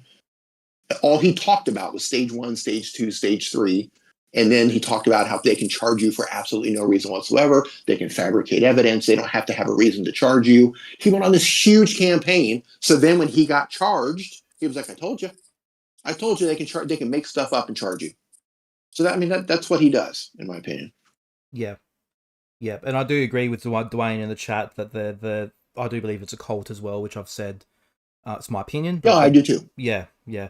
And you see this as well with some of these lads are really dumb. And some of them, I think, sound dumb because they're so brainwashed and so isolated and so conditioned to not look at outside or sources at all, that they sound a lot dumber than they are. Well, they buy into the whole thing because, Tate will say the mainstream media is lying to you about everything. They're lying to you about absolutely everything. And it's all false accusers, false stories. It's a global conspiracy. They're all lying because they don't want me to tell you the truth of how you can break free and not be a slave. Yeah. And they eat that shit up. Especially if you're someone who's prone to conspiracy to begin with. Like if you're in that sphere to where you're easily, because a lot of these people gravitate towards conspiracy to begin with. A lot of his fans, you can see when they post. Like if you're that type of personality and you have somebody in authority that you look up to or you think is cool, telling you that everyone's lying to you, they lied about this, they lied about this, they lied about this, they lied about this. You're okay, and they're lying about Tate too. They believe that stuff. Most of them are kids. It's unfortunate. Yeah, and Mira Maxima in the chat, and we've discussed this before, that Nexium all over again, and I see many similarities with Nexium. Very different presentation, with Keith Raniere being a McBride represent. well, yes, McBride yes, represented Keith Raniere yes, for Nexium. yeah, He was part of I believe it was the appeal team for Keith Raniere's appeal. Joseph McBride, Andrew Tate's lawyer, was part of Keith Raniere from Nexium's appeal yes, team. But fucking wrap your head around that. That's what you're dealing with here. yeah, yeah, and the way Raniere and just watching those documentaries, the way Raniere and Tate, it's such similar tactics with just completely different presentation. One big alpha loud man and one soft spoken small guru man. It's just a different presentation, but so similar. Mm-hmm. Yeah. Mm-hmm. Yeah, it's wild. Okay, we've got 13 seconds left of this McBride video, so let's see if there's anything worth pausing on. If not, then we'll get on to, there's a few other bits and pieces. I knew this was going to be the longest part to get through, so Yeah. for good reasons. But let's just see what he says for the rest here. It's over, but our defamation suit is just getting started. Oh my god, I can't play a second of this video. Oh. So he says all of this, everything he said. That's how bad it is. Everything is said in this video, and then he lifts his finger. Maybe for some listening to the audio, I'll describe this. He points his finger up in the air and says, "But our defamation case is proceeding. So is theirs. So is theirs. So is theirs." Oh, yeah, it's absolutely insane. That the gaslighting is next level. that's incredible. I actually think this is worse than I realized now that I've properly stopped to go through this as we are. It just gets worse and worse. Yeah. Yeah, but our defamation case continues. So does hers. Yes. So he shared the document that literally proves her defamation case also continues, and it's as equally as bad as theirs. Like that's the craziest part about the whole thing. Oh, like it's the same thing. As a matter of fact, I would wager that, in my opinion, her defamation case is stronger than theirs. Oh, because they have the standard of, actual malice has to be proven for them. All she has to prove is that they made a false statement as fact. They presented a false statement as fact. That should be pretty easy to prove. Where they have to prove that she made statements publicly that she knew were false when she said them. I don't know how in the world they're going to prove that. Yeah. So I have a bunch, there are multiple idiots on X as usual, because I said in our stream that I believe that her countersuit was strong and I think she's going to win. Yeah, nothing changes. I've always believed that as a matter of fact, and we've talked about this before in Spaces, I think we were all surprised when the countersuit came and there were allegations of human trafficking and all of that in there. We were all expecting a defamation lawsuit. Yeah. So the fact that all this other stuff was in there, I mean, that was a surprise to all of us. We covered that at the time. But my thought has always been and always will be that I believed her defamation case against them is incredibly strong, and I think she's going to win a judgment against them. But it's also possible, they're suing her for $5 million, she's suing them for $5 million. Maybe they're going to come to an agreement that nobody gets any millions. Who knows? Yeah. We'll see. Because they will not get it. I mean, she's just some, and I mean, no offense to her, but she's just some regular woman in the United States. So if there's a judgment against her, they're not getting $5 million out of her. However, she could get $5 million out of them. You know what I mean? Like you can't, what are those saying? You can't squeeze blood from a turnip. If you don't have $5 million, you're not going to collect $5 million. But if you're suing millionaires, if you get a judgment against that, you might be able to get millions of dollars. So we'll see. But I believe that, she's going to win the defamation suit if it goes to trial. Yep. I agree. I completely agree. And again, for those, stay tuned. We'll have an example to show you of why we believe that in a minute. Okay, 6 seconds of McBride. Can I get through 6 seconds without pausing? Let's see. Andrew and Tristan Tate, innocent since day one. Okay. He finished up saying Andrew and Tristan Tate innocent since day one. I mean, this ruling doesn't necessarily prove that, or the judge didn't say that, but hey, that could be Mr. McBride's opinion. Yeah, that's opinion based. The Yeah, judge did not and cannot make that decision. yes. Now, disclaimer. Mr. McBride has began putting disclaimers in beneath his posts. So he put a disclaimer. Oh, did he? I've got it up on screen, crayons, just so you know, so that the audience can see. I'll read this out. Disclaimer. This is beneath this post with a video. All references to Judge Joseph Curley and the court's rulings in this video are summaries and paraphrased interpretations based on publicly available orders and filings. They are presented for informational and commentary purposes only, and do not purport to quote the court verbatim. Yeah. You are a lawyer in the case, sir. Yep. What do you mean? He knows he did the wrong thing by posting that. So he added a disclaimer. He also knows that most people are not going to read the disclaimer. He knows.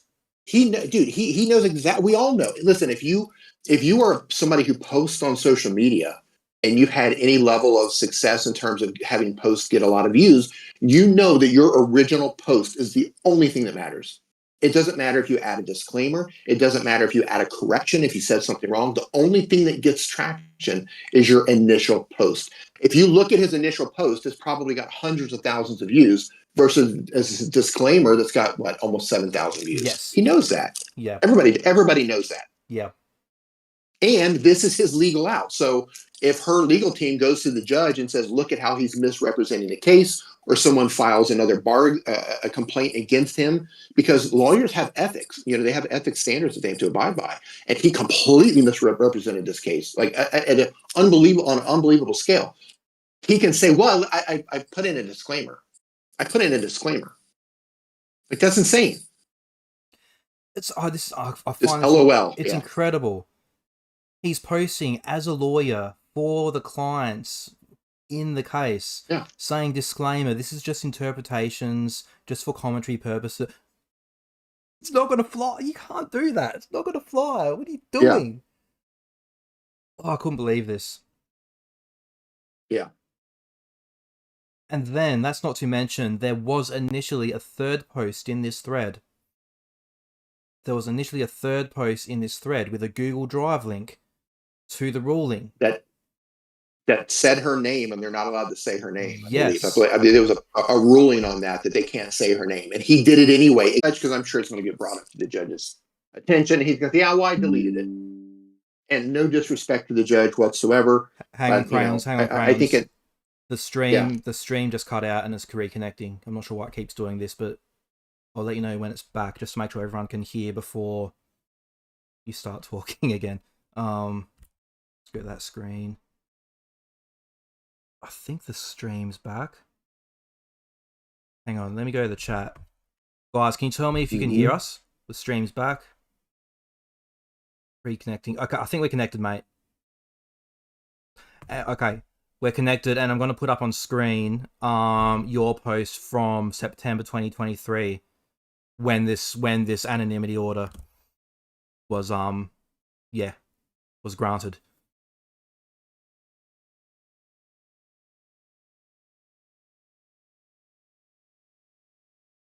You there, Crowns? Now, you're there. Yeah, there has been an update on that. If you're posting something from 2023, there was an update to where they argued against her remaining anonymous, and the judge agreed in part. And I don't have the ruling in front of me, so I don't remember the terminology, but it was basically the judge said, talk about the case or her at your own peril, was pretty much how to paraphrase what he said, talk about her at your own peril, sort of thing. So, what he's doing, legally, the judge is probably going to give them another break. When they did the whole push and said that the judge determined that the girls were lying, that was brought up to the judge, and he was like, yeah, okay, anyway, moving on. Like, it didn't even phase him. So Yeah. We'll see. Yep. McBride knows what. Listen, McBride, for as much as we like to make fun of him and call him a bozo, and I personally believe he's a hack of a lawyer, and I don't believe, in my opinion, that I don't think he. I think it's laughable that he calls himself a Christian and that he is a beacon of truth and all that. He wields the sword of truth or whatever nonsense he said. I don't think he's a good guy. I think he's a bad guy, pretending to be a good guy, in my opinion. But he knows what he's doing in terms of how to get attention and how to help shape a narrative.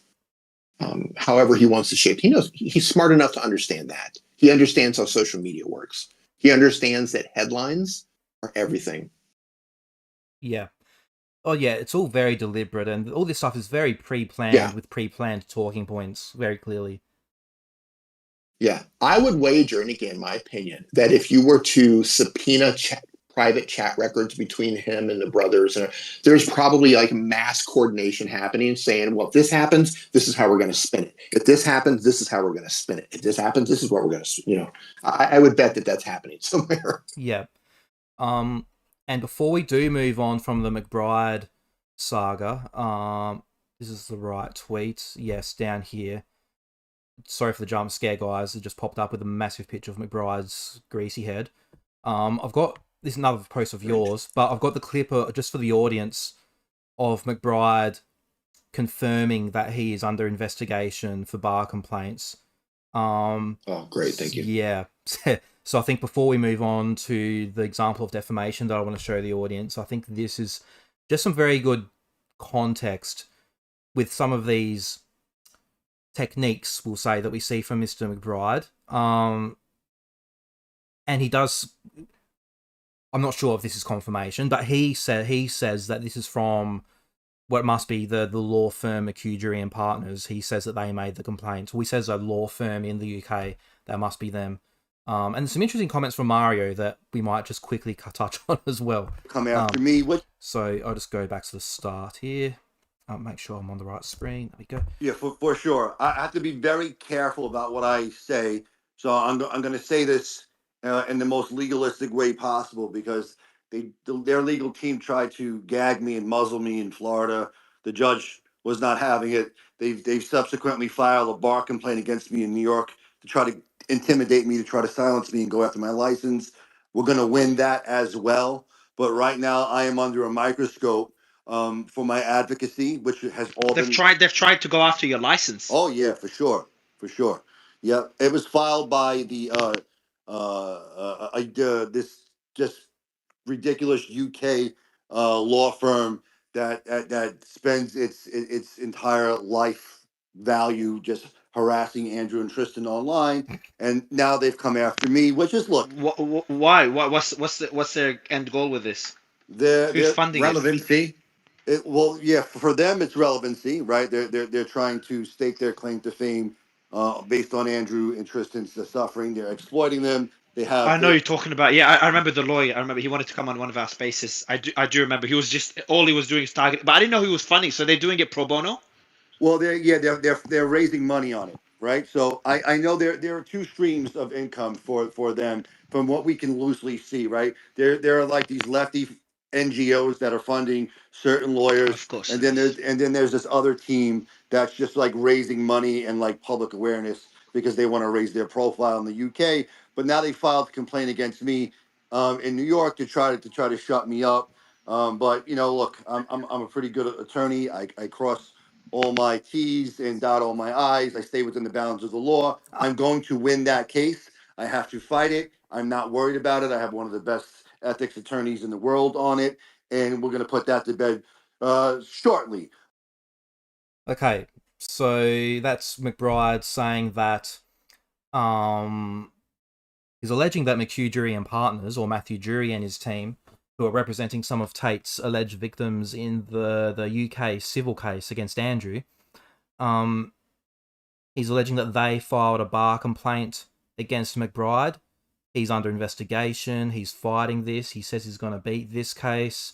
He says some ridiculous things about how they're just some small-time hack law firm, which is hilarious when you consider their firm as opposed to Mr. McBride's virtual office law firm, what he's working with. And yeah, there's a bit there, and then Mario Norfol, who we've had some words about. He's such a hack. He said. Then he says in this clip, you might recall. Oh yeah, he as in Matthew Jury.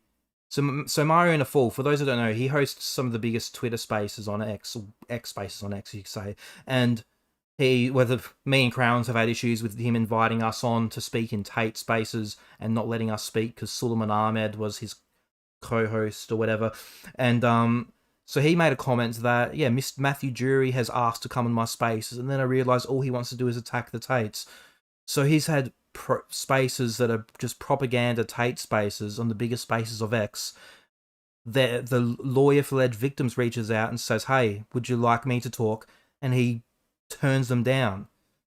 The hack that Mario Norfol is. So there's a bit there, but Mr. McBride, confirms himself. These are his words, as your post says there. Crown source Joseph McBride. He's under he's fighting to keep his license to practice law. Really. Do you have anything to add to that? Well, it's probably well deserved, whatever was filed against him. I mean, this is the same lawyer who left laughing emojis under women who were stating that, or who were making allegations that Andrew raped them or sexually assaulted them, and McBride leaves laughing emojis under that. Like that is just that is so unethical. You know, the correct answer is to say nothing, or we'll see you in court if you're going to say something. But laughing emojis, like that is just so disrespectful. And so the fact that he, as a lawyer, would leave laughing emojis in response to allegations of rape for his client, I think speaks volumes of his character and him as a man. And I use the term man very loosely when discussing Joseph McBride. I would say he's a male. I would not say he's a man in any possible way. He is a male because he has a penis, but I would not say he's a man in any way, shape, or form. That's not something to laugh at, something to make fun of. So I don't know, whatever he is filed against him, complaint-wise, I'm sure it's well deserved. And I hope he does. Listen, all the stuff that he said, and I've heard him say in live streams, like he was on Fresh and Fit, I believe it was, where he's talked about he was going to chew up Jane Doe. He was going to chew her up, or he was going to make her pay, or I forget exactly what he said, but it was just like, holy shit, dude! Like, listen to yourself. You are unhinged. No, I have that clip. I can pull that up right now. Yeah, just absolutely unhinged. So yeah, I hope he loses his license just because of his own. Like, that's not how you act. Those are not things that you say. In the Romanian case, stop. Yeah, I'll play that clip now. It's it's a minute 40. We'll just play it. And go on. Yeah, while you're loading that up, I want to. Iris said something about where did it go? She was talking about she was surprised that here it is. One thing I find very interesting about the Tate's defamation suit is how it survived a motion to dismiss, because I always thought that Jane Doe's statements were privileged. They are, but here's the thing. Okay, so in a civil case like this, the judge has to assume, this is all procedural, the judge has to assume that all well-pleaded facts in a complaint are true. Same thing with the promotion to dismiss. So if what they presented in their pleadings led him to believe that they were well pleaded and they met the standard to move forward, he's not judging on if it's true or not. He's judging, are these pleadings specific enough to move to the next step? That's what he's making the determination on. So I believe that at some stage, either through discovery or if it goes to trial, the smart decision here would be like, yeah, you can't sue somebody. That's privileged that if it's a statement is made to the authorities. But keep in mind, the judge has not seen all of the evidence yet. He's only seen the pleadings, the filings that have been presented. And within that were just little snippets of like, here's some chat messages that we want you to think mean a certain thing. The judge is not reviewing the entirety of the evidence. He's looking at the pleadings and whatever things that they put inside of the pleadings, not the evidence as a whole. So as it stands, he has to assume that what they presented is true. And if they plead it well enough and it passes the standard, then it moves forward. He'll eventually have to make a decision on that. And I don't think he's going to rule in their favor on that, because I just don't know. Like you said, if you can't be sued, like that's part of the law. You're not supposed to be able to be sued for giving a statement to the police. So maybe technically that shouldn't have survived, but it's his courtroom. Maybe the fact that these guys are celebrities, maybe he's going easy on them. I don't know. Maybe he's giving them a little bit of wiggle room on that. I don't know. I can't pretend to understand why he's making these decisions, but I do know that he has to assume that all well-pleaded facts are true until proven otherwise. Yep. So go ahead. Go ahead and do that. Yep. So this clip, so guys, if you haven't seen this clip, and I've showed it in some videos, but have a listen. If you're familiar with my channel, you know a bit about Fresh and Fit, most likely. So this man is going on Fresh and Fit, having this conversation about clients and defendants in cases that he's suing, with Myron frickin' Gaines and Walter Weeks. So have a listen to this. In the Romanian case, would she have to go back to Romania and testify in trial? If it reaches a certain point, surely. And she'll also have to endure my cross-examination here in the civil case, right? We're not gonna. Well, yeah, she has to take the stand in the civil case. Hell yeah, she has to take. She's a defendant. The idea of me having her on the stand. Oh, you're gonna kill her, bro. Forget it. I will rip her to shreds. Yeah. Body bag. She has body bag for sure. She has no chance of survival.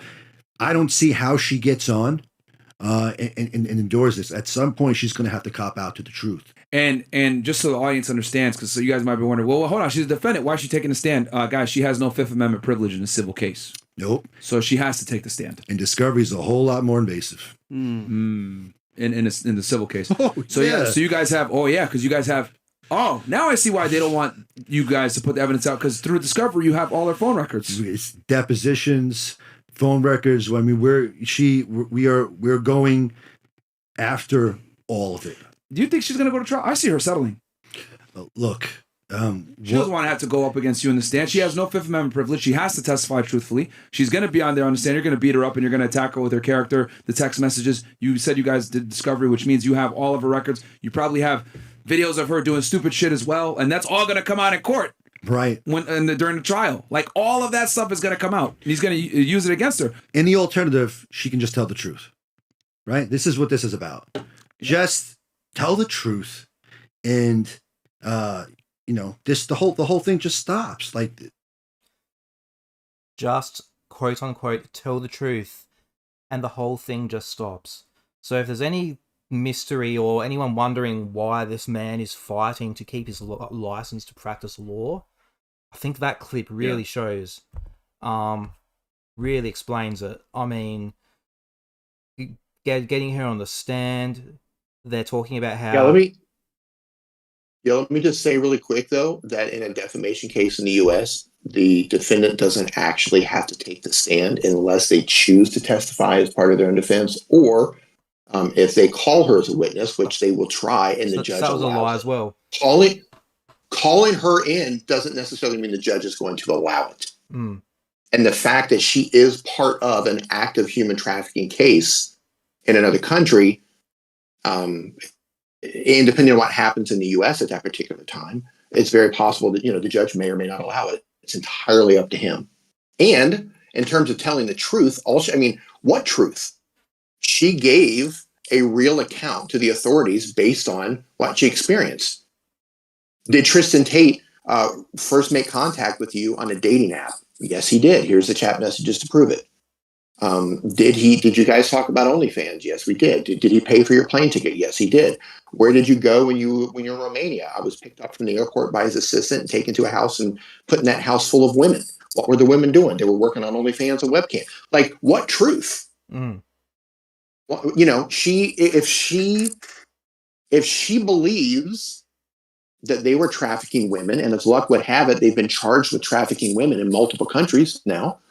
Yeah, I just don't understand. Like, again, my opinion, they picked the easiest target, in my opinion, to file this suit in a district, in a jurisdiction they knew that they could milk and drag it out. And the whole thing is for optics, in my opinion. Yeah. They're going to drag this out for, you know, it's already been going on for what, 3 years? What's another year? What's another 2 years to run her through this? You know what I mean? So, like, and at the end of the day, even in a best case scenario where the judge is like, yeah, she defamed you, which I can't even imagine how that's going to be possible. Let's say it happens.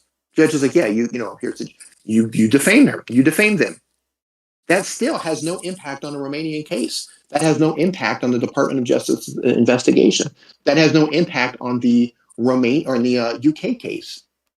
The fact that a United States judge in a civil case cannot determine what actually happened in another country. All he can do is did she defame him or not? He's not going to make the decision on if she was trafficked or not. That's not what the lawsuit is about. They filed against her. The lawsuit is, you defamed us. You said things that were not true. We're suing you for defamation. That's the decision. Did you publish statements and make statements that were false? And did you say them knowing that they were false at the time? If they can prove that, then they will get a judgment for defamation. And none of that has anything to do with the fact that they trafficked her or didn't traffic her. Yeah. Yeah, just absolutely wild. And again, I think all of this was very strategic. I think they knew what they were getting into with all of this. Yeah. I've got Andrew's tweet up on screen. That we haven't showed yet. I'll just read it out quickly. I mean, it's just ridiculous. So, I sued my false accuser for defamation in Florida. She countersued me for human trafficking with a copy of the Romanian indictment. I mean, that's just the ridiculous sentence there.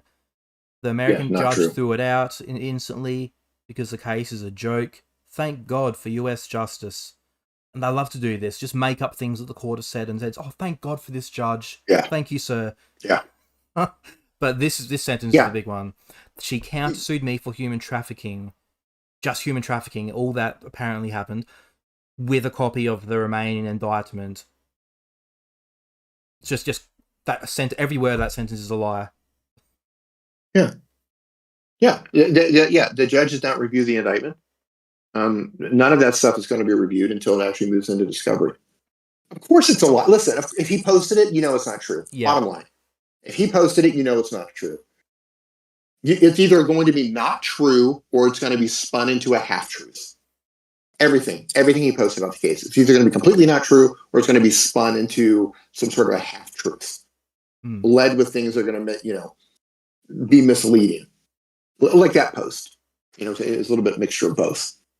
Yeah. And it's also important to understand that they tried to get prosecutors in Romania to prosecute this woman, claiming that she made false statements there. Guess what Romania did? And by the way, Romania has all of the evidence. Romania dismissed it. Romania, who has access to all of the evidence, dismissed that case. And here's the funny thing. One of the things that they're suing me for, one of the complaints they're suing me for defamation is for telling people and for posting about they tried to sue her in Romania, but the Romanians dismissed it. And they're claiming that's defamatory. Like, that is verified, documented information. Matthew Jury posted the actual information. I posted English translations from the media. They tried to sue her for this in Romania. Romania dismissed it. And then only after that dismissal was the lawsuit filed in the U.S. I mean, that's all factual stuff. I don't understand how they can even pretend that that's defamatory in any way, shape, or form. And they talk as if that hasn't happened, and that's something that's going to happen later, and they're going to win. Like, this is how they talk. Yeah. Well, but here's the thing, though, with their lawsuit against us, it's the exact same thing. The judge has to take their pleadings as truthful until it goes to the discovery phase, or until it ends up getting dismissed for one reason or another, be it jurisdiction or they did some procedural issue or whatever. The judge will, I use the term drag it out, but it's procedural, right? The judge is going to follow procedural law and assume what they said is true until it's proven otherwise, unless it can be dismissed over jurisdictional or procedural issues. Just absolutely insane. Mm. Hey, a question from the chat that might be a good one for you, Crayons. Iris said, "What's wrong with Florida?" And I know you're not necessarily saying there's something wrong with Florida, but as far as like why the Tates chose Florida and why that was a good jurisdiction for them, can you maybe shed a bit of light on that? Well, we don't know why they tried to sue everyone in Florida, because there were jurisdictional issues that people were already dismissed from. But I can only assume they chose Florida because her parents were in Florida. And as such, she sent text messages from Romania to her parents in Florida. And they used what's called the long arm statute, which means that if you purposefully send information into Florida that could be defamatory, then we will claim jurisdiction over you. So I think that that's why they chose Florida, is because she sent text messages from Romania to her parents in Florida. But again, those are private messages. I personally don't see how this is going to even get through discovery when the judge looks at all the evidence, or the jury looks at all the evidence. Because when you see that these, one conversation is with her parents privately, and the other conversation is with Romanian authorities, and the other conversation is a private conversation between another alleged victim. None of that was published publicly. There's nothing public about that. So, these are all private conversations, and it should be, it is privileged when you give statements to the police, and it should be privileged when you talk to your parents. I mean, what the hell? Right? So I think, anyway, that's why they chose Florida. I think it was easy for jurisdiction on that. And then they tried really hard to keep it in state court, because state court historically is a lot more lenient than federal court. Federal court isn't going to tolerate shenanigans. They are going to move very quickly in federal court.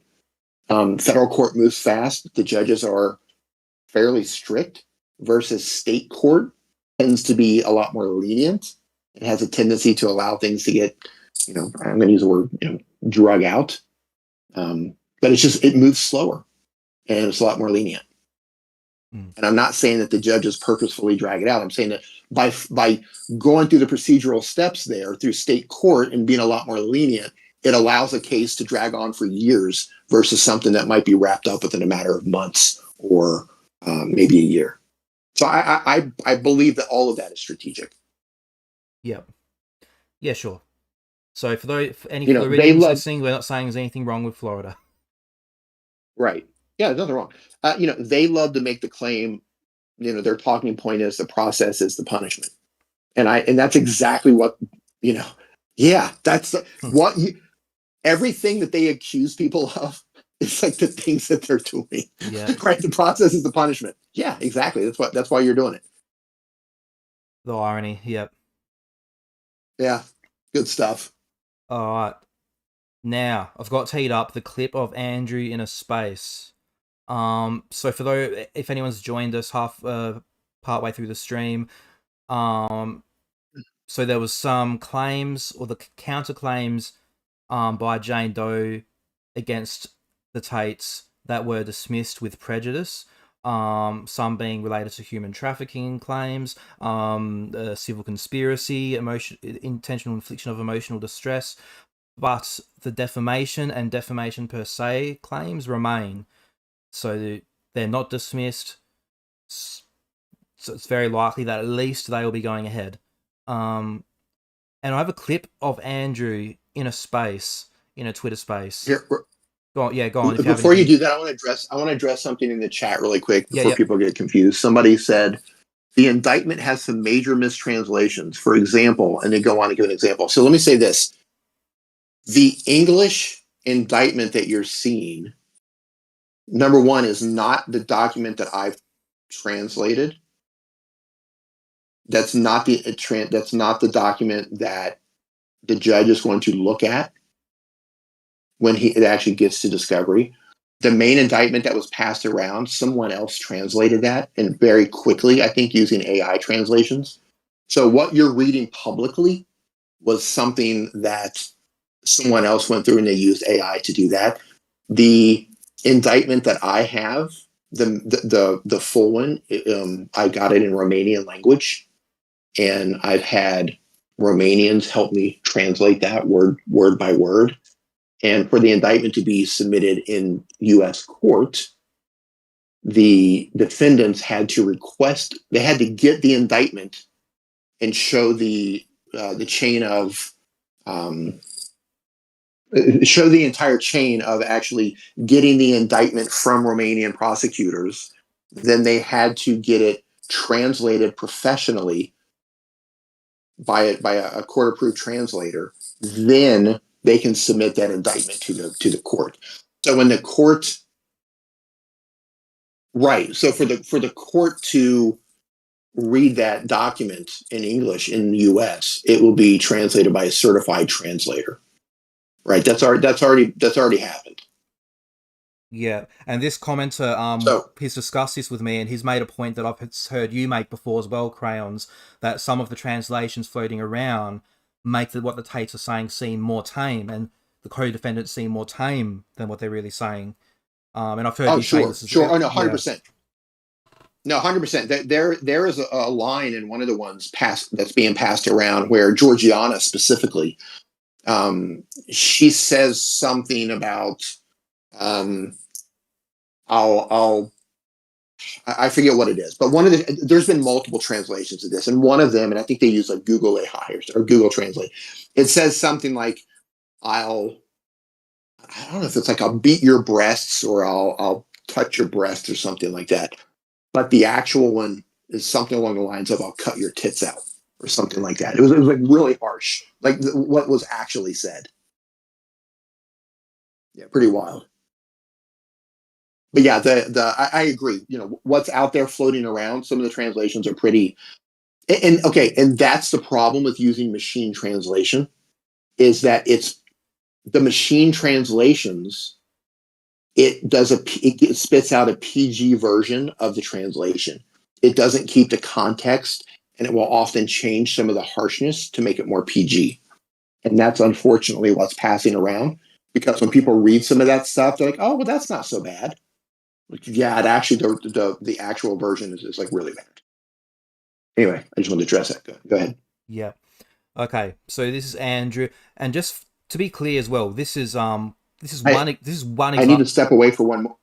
Yeah, you're right, mate. I'll be right back. Sure. Sure. So this is one example of Andrew saying this in a space. He said this in many podcast interviews. He said other things. Now, keep in mind, everything you hear him say, and he's referring to Jane Doe, the woman in question here, everything is a lie. Just so you know. So when you hear myself and Crayons give the opinion, I'm turning this down in advance because remember this clip is a bit loud. When you hear myself and Crayons give the opinion that Jane Doe has a very good defamation case against Tate, and we think that she may even win a claim against Tate, a judgment against Tate for defamation. Have a listen to this clip. And again, this is in Mario in a full space. This will be a lot of people listening. A lot of people listen to these spaces. So this is and he starts off by saying how careful he has to be as well. So let's see what he has to say. Andrew, can I ask, have you thought about any sort of countersuit against the people, the women that have come out with these allegations? Yes, we have one ongoing now, and I would actually very much like my American attorney, Joe McBride. You can follow him on Twitter. He's a hero. Can he join us? Let me see. Join us right now? Let me see if he's free now. I'm sure you can't answer some of those legal questions, but you said there's an ongoing suit. Could you maybe detail what you are asking for in that suit? Are you asking for damages? Yes, I have to be careful what I say because I believe there's an injunction. I can't say her name. I can't say certain things. But effectively, the girl who started all of this is a serial liar. And she accused us of human trafficking her, which is such a strange claim. We can go down the conspiracy rabbit hole that she was sent to do that. We can go down the conspiracy rabbit hole that Decalt jumped on it because they wanted promotions. We're not sure. But she accused us of human trafficking. But she's accused 6 other men of the exact same crime. Have they been arrested or tried? One of them killed himself during the trial. So this is a genuinely evil person. And every single man she ever met, as soon as he didn't buy her a handbag, she accused them. So that is Tate, a public figure with over 10 million followers on Twitter and whatnot. Those are all lies. 100% all lies. She's accused 6 other people of human trafficking. It's just not true. Like even in the Tate's like lawsuit against Jane Doe, they don't even say that. They don't even claim that. They don't even try to show 6 other men who she's accused of human trafficking. So they're exaggerating. Yeah, those are defamatory statements. Yeah. Those are defamatory statements. Pretty sure. Absolutely. And then the more you look into it, and of course you get into the whole Keith Fox thing and what is actually referring to, the 2 or 3, the 3 or whatever actual things he's actually referring to, it just gets sicker and sicker. He's justifying pedophilia in that comment. Like, it's... Yeah.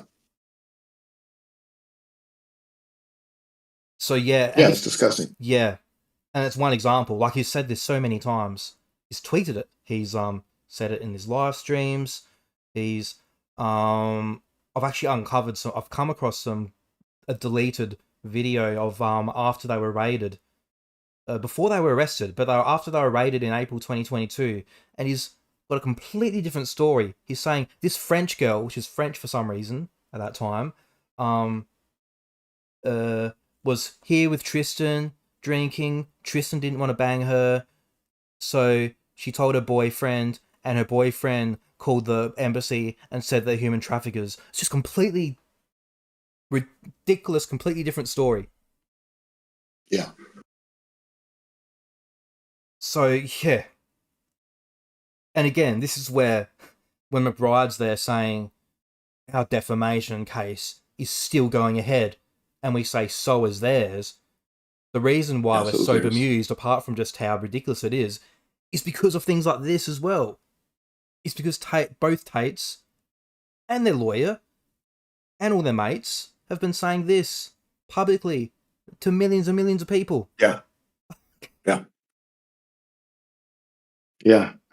I'm not a judge, but if I were to make a decision, I mean, if you were to look at the definition of defamation, which is that you're making a false statement that harms a person's reputation, and you're saying it as fact, right? So you're making a statement as fact and you're publishing it to a third party, statement that can harm a person's reputation. I would say that what they've said is textbook defamation on that one.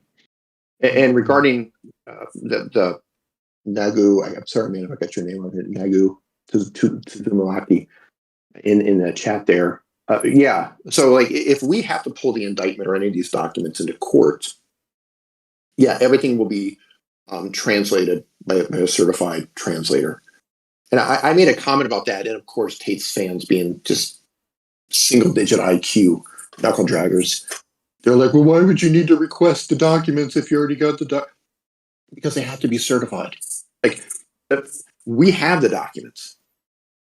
But to get to show the chain of actually getting them and then getting certified translations and submitting them to the U.S. court where it becomes public at that stage, then nobody can say that they're not real. That was my entire point, right? Because now they can say, oh, those documents are fake. Those are fake documents. Fake documents. AI made those documents. Fake documents. But when they're submitted to the U.S. court and you show where you got them, professionally translated from a certified translator, submitted to the U.S. court, they can no longer say those documents are fake. They have to address what's in those documents if it comes to that. So, if it goes to discovery, if it makes it that far, then that's exactly what's going to happen.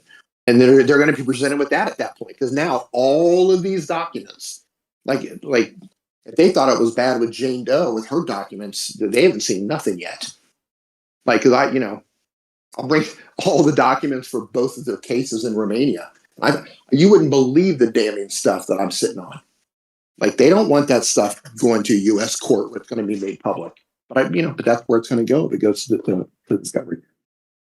Because if I have to prove that I believed what I said based on this information, then I will present every single document that led me to that belief. And some of that stuff is really nasty stuff. Oh man, this definitely, yeah,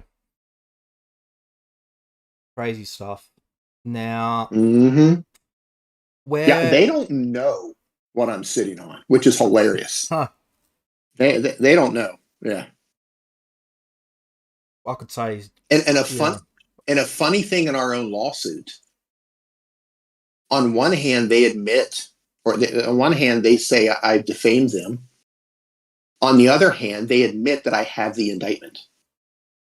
They admit that I have the indictment, which means, how are you going to prove actual malice if you admit that I have the indictment? And if I'm basing my opinions off of evidence in the indictment, how in the world are you going to prove actual malice? I'm looking at chat messages, verified chat messages that came directly off of your devices. How in the world could I believe that that's false? It came off of your phone. Wild, just a wild, absolutely wild. It's interesting some of the things they've chosen to include and not include in our lawsuits as well. Anyone listening doesn't know, we're being sued by the Tate as well for sharing these things. But like in mine, for example, if you look at my YouTube channel, there's a video with over 100,000 views about the Tates saying they're going to give a Lamborghini away in a lottery and then giving it to the real world professor that was waiting outside a workshop.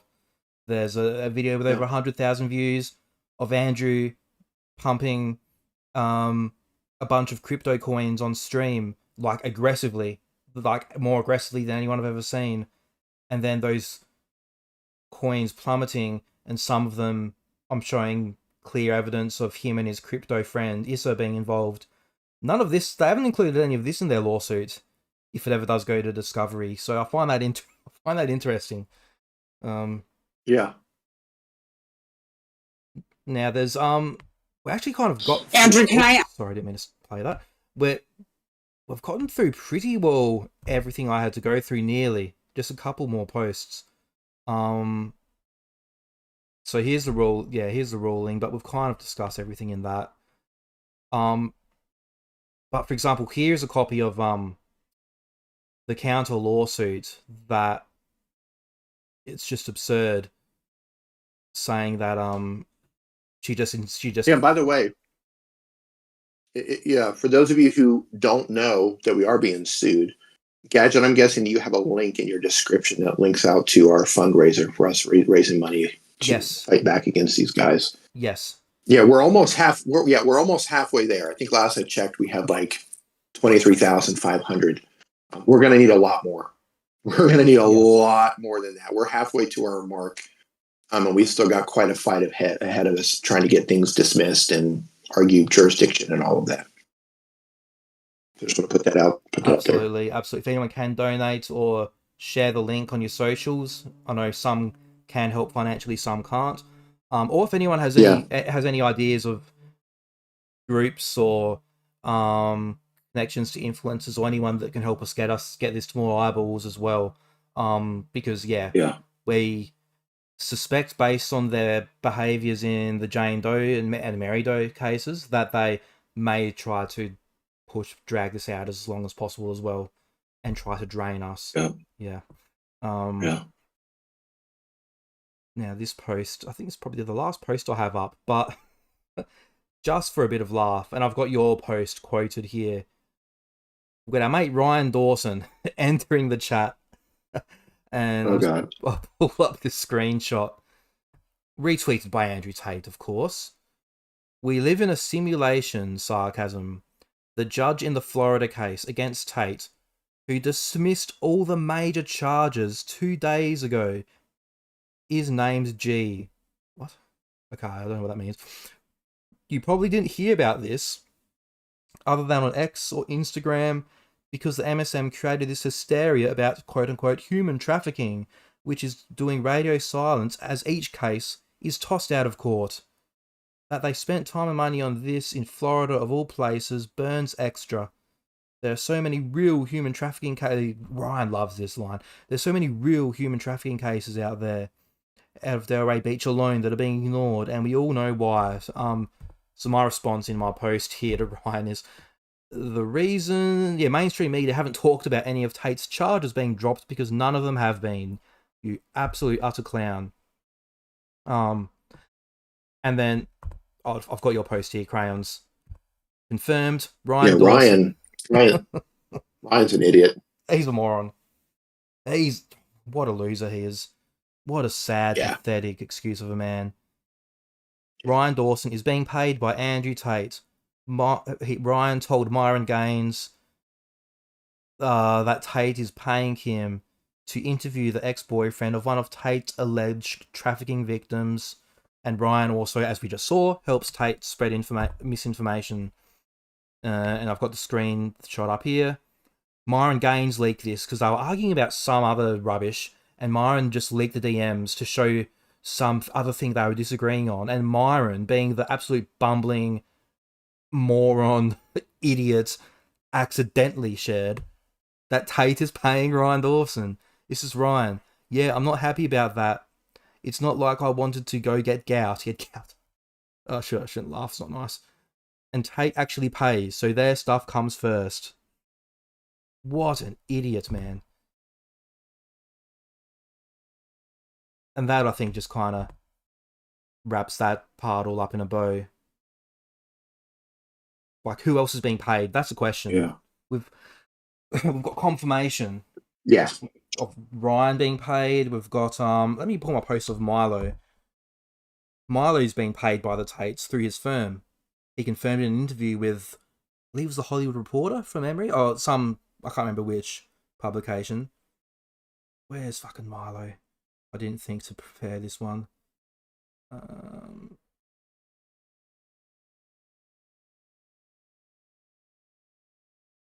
I've lost it.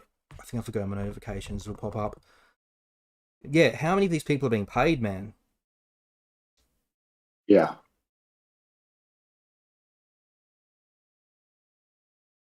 Yeah, good question. Here it is. Listen, I have to get running here, man. Thank you for inviting me on. Another important stream, and thank you everyone for hanging out.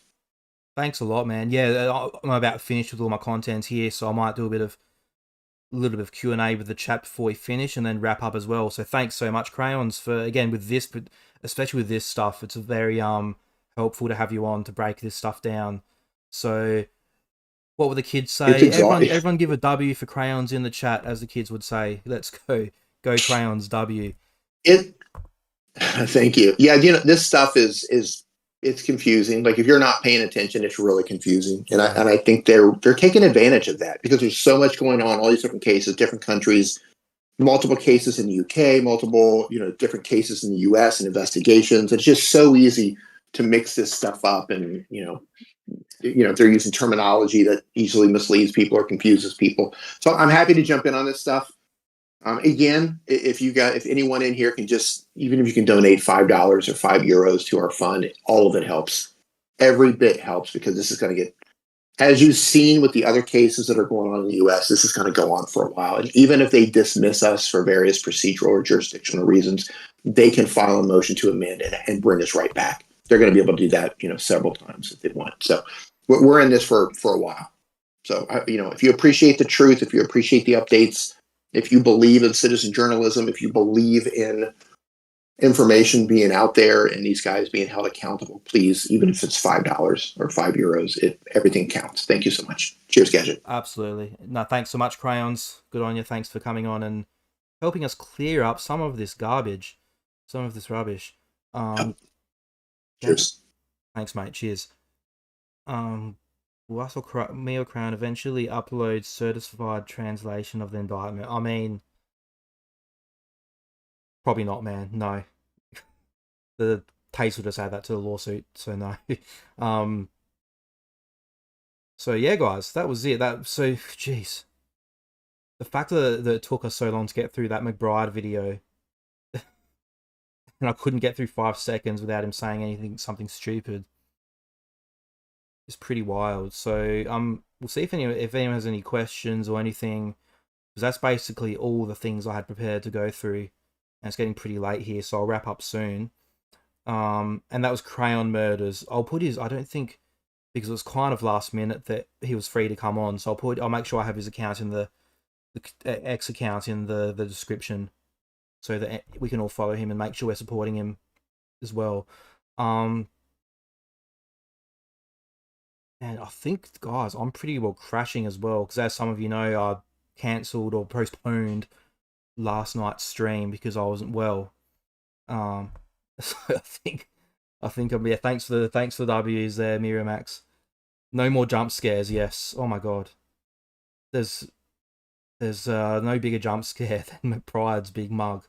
But yeah, thank you. So thank you to everyone that has supported with some donations towards the lawsuit fund.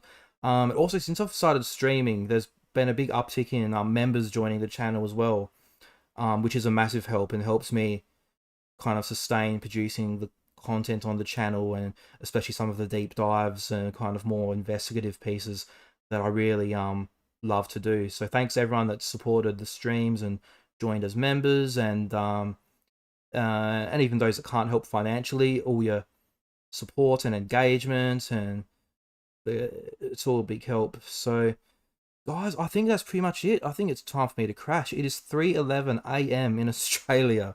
I always stream pretty well on overseas time, since most of my audience is in the US and some in the UK. What if after the civil case concludes?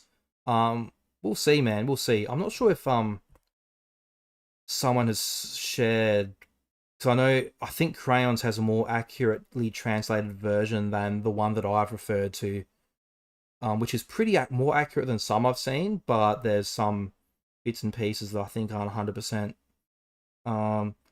But yeah, guys, I think I'm going to wrap up. So thanks a lot, guys. I'll be doing some more streams. Keep an eye out. Set your reminders. If there's any more case news, of course, I might do some impromptu streams. And any more just lies and garbage from the Tates that I need to respond to, we'll cover that as well. And I also will I'll put together just about this news. I'll put together an edited video for those that can't make the streams as well. I'll put together a kind of more shorter edited video on that as well. Will you keep updating us on the dummy Justin? Yes, Jack. Yes.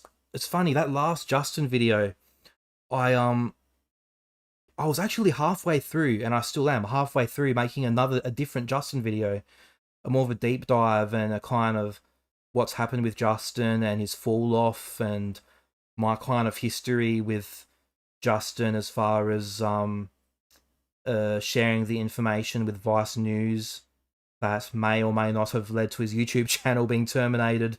So I have quite a bit of history with Justin, maybe not directly, we've never spoken in person, but so yeah, I was halfway through making that video, and then I discovered this new website of his promoting this event, and I thought, oh geez, I have to put out a quick video about this. And then this news came up, so I've got a video half made, ready to go. So next week I'll make a video about this news, and then most likely the following video after that will be another Justin video. And for those that have maybe been OG subscribers to the channel, you'll know that a lot of my early videos, Justin was a main character on the channel. I covered him quite a lot. So yeah, thanks everyone. Miriam Maxa, Jack, Dwayne, if you're still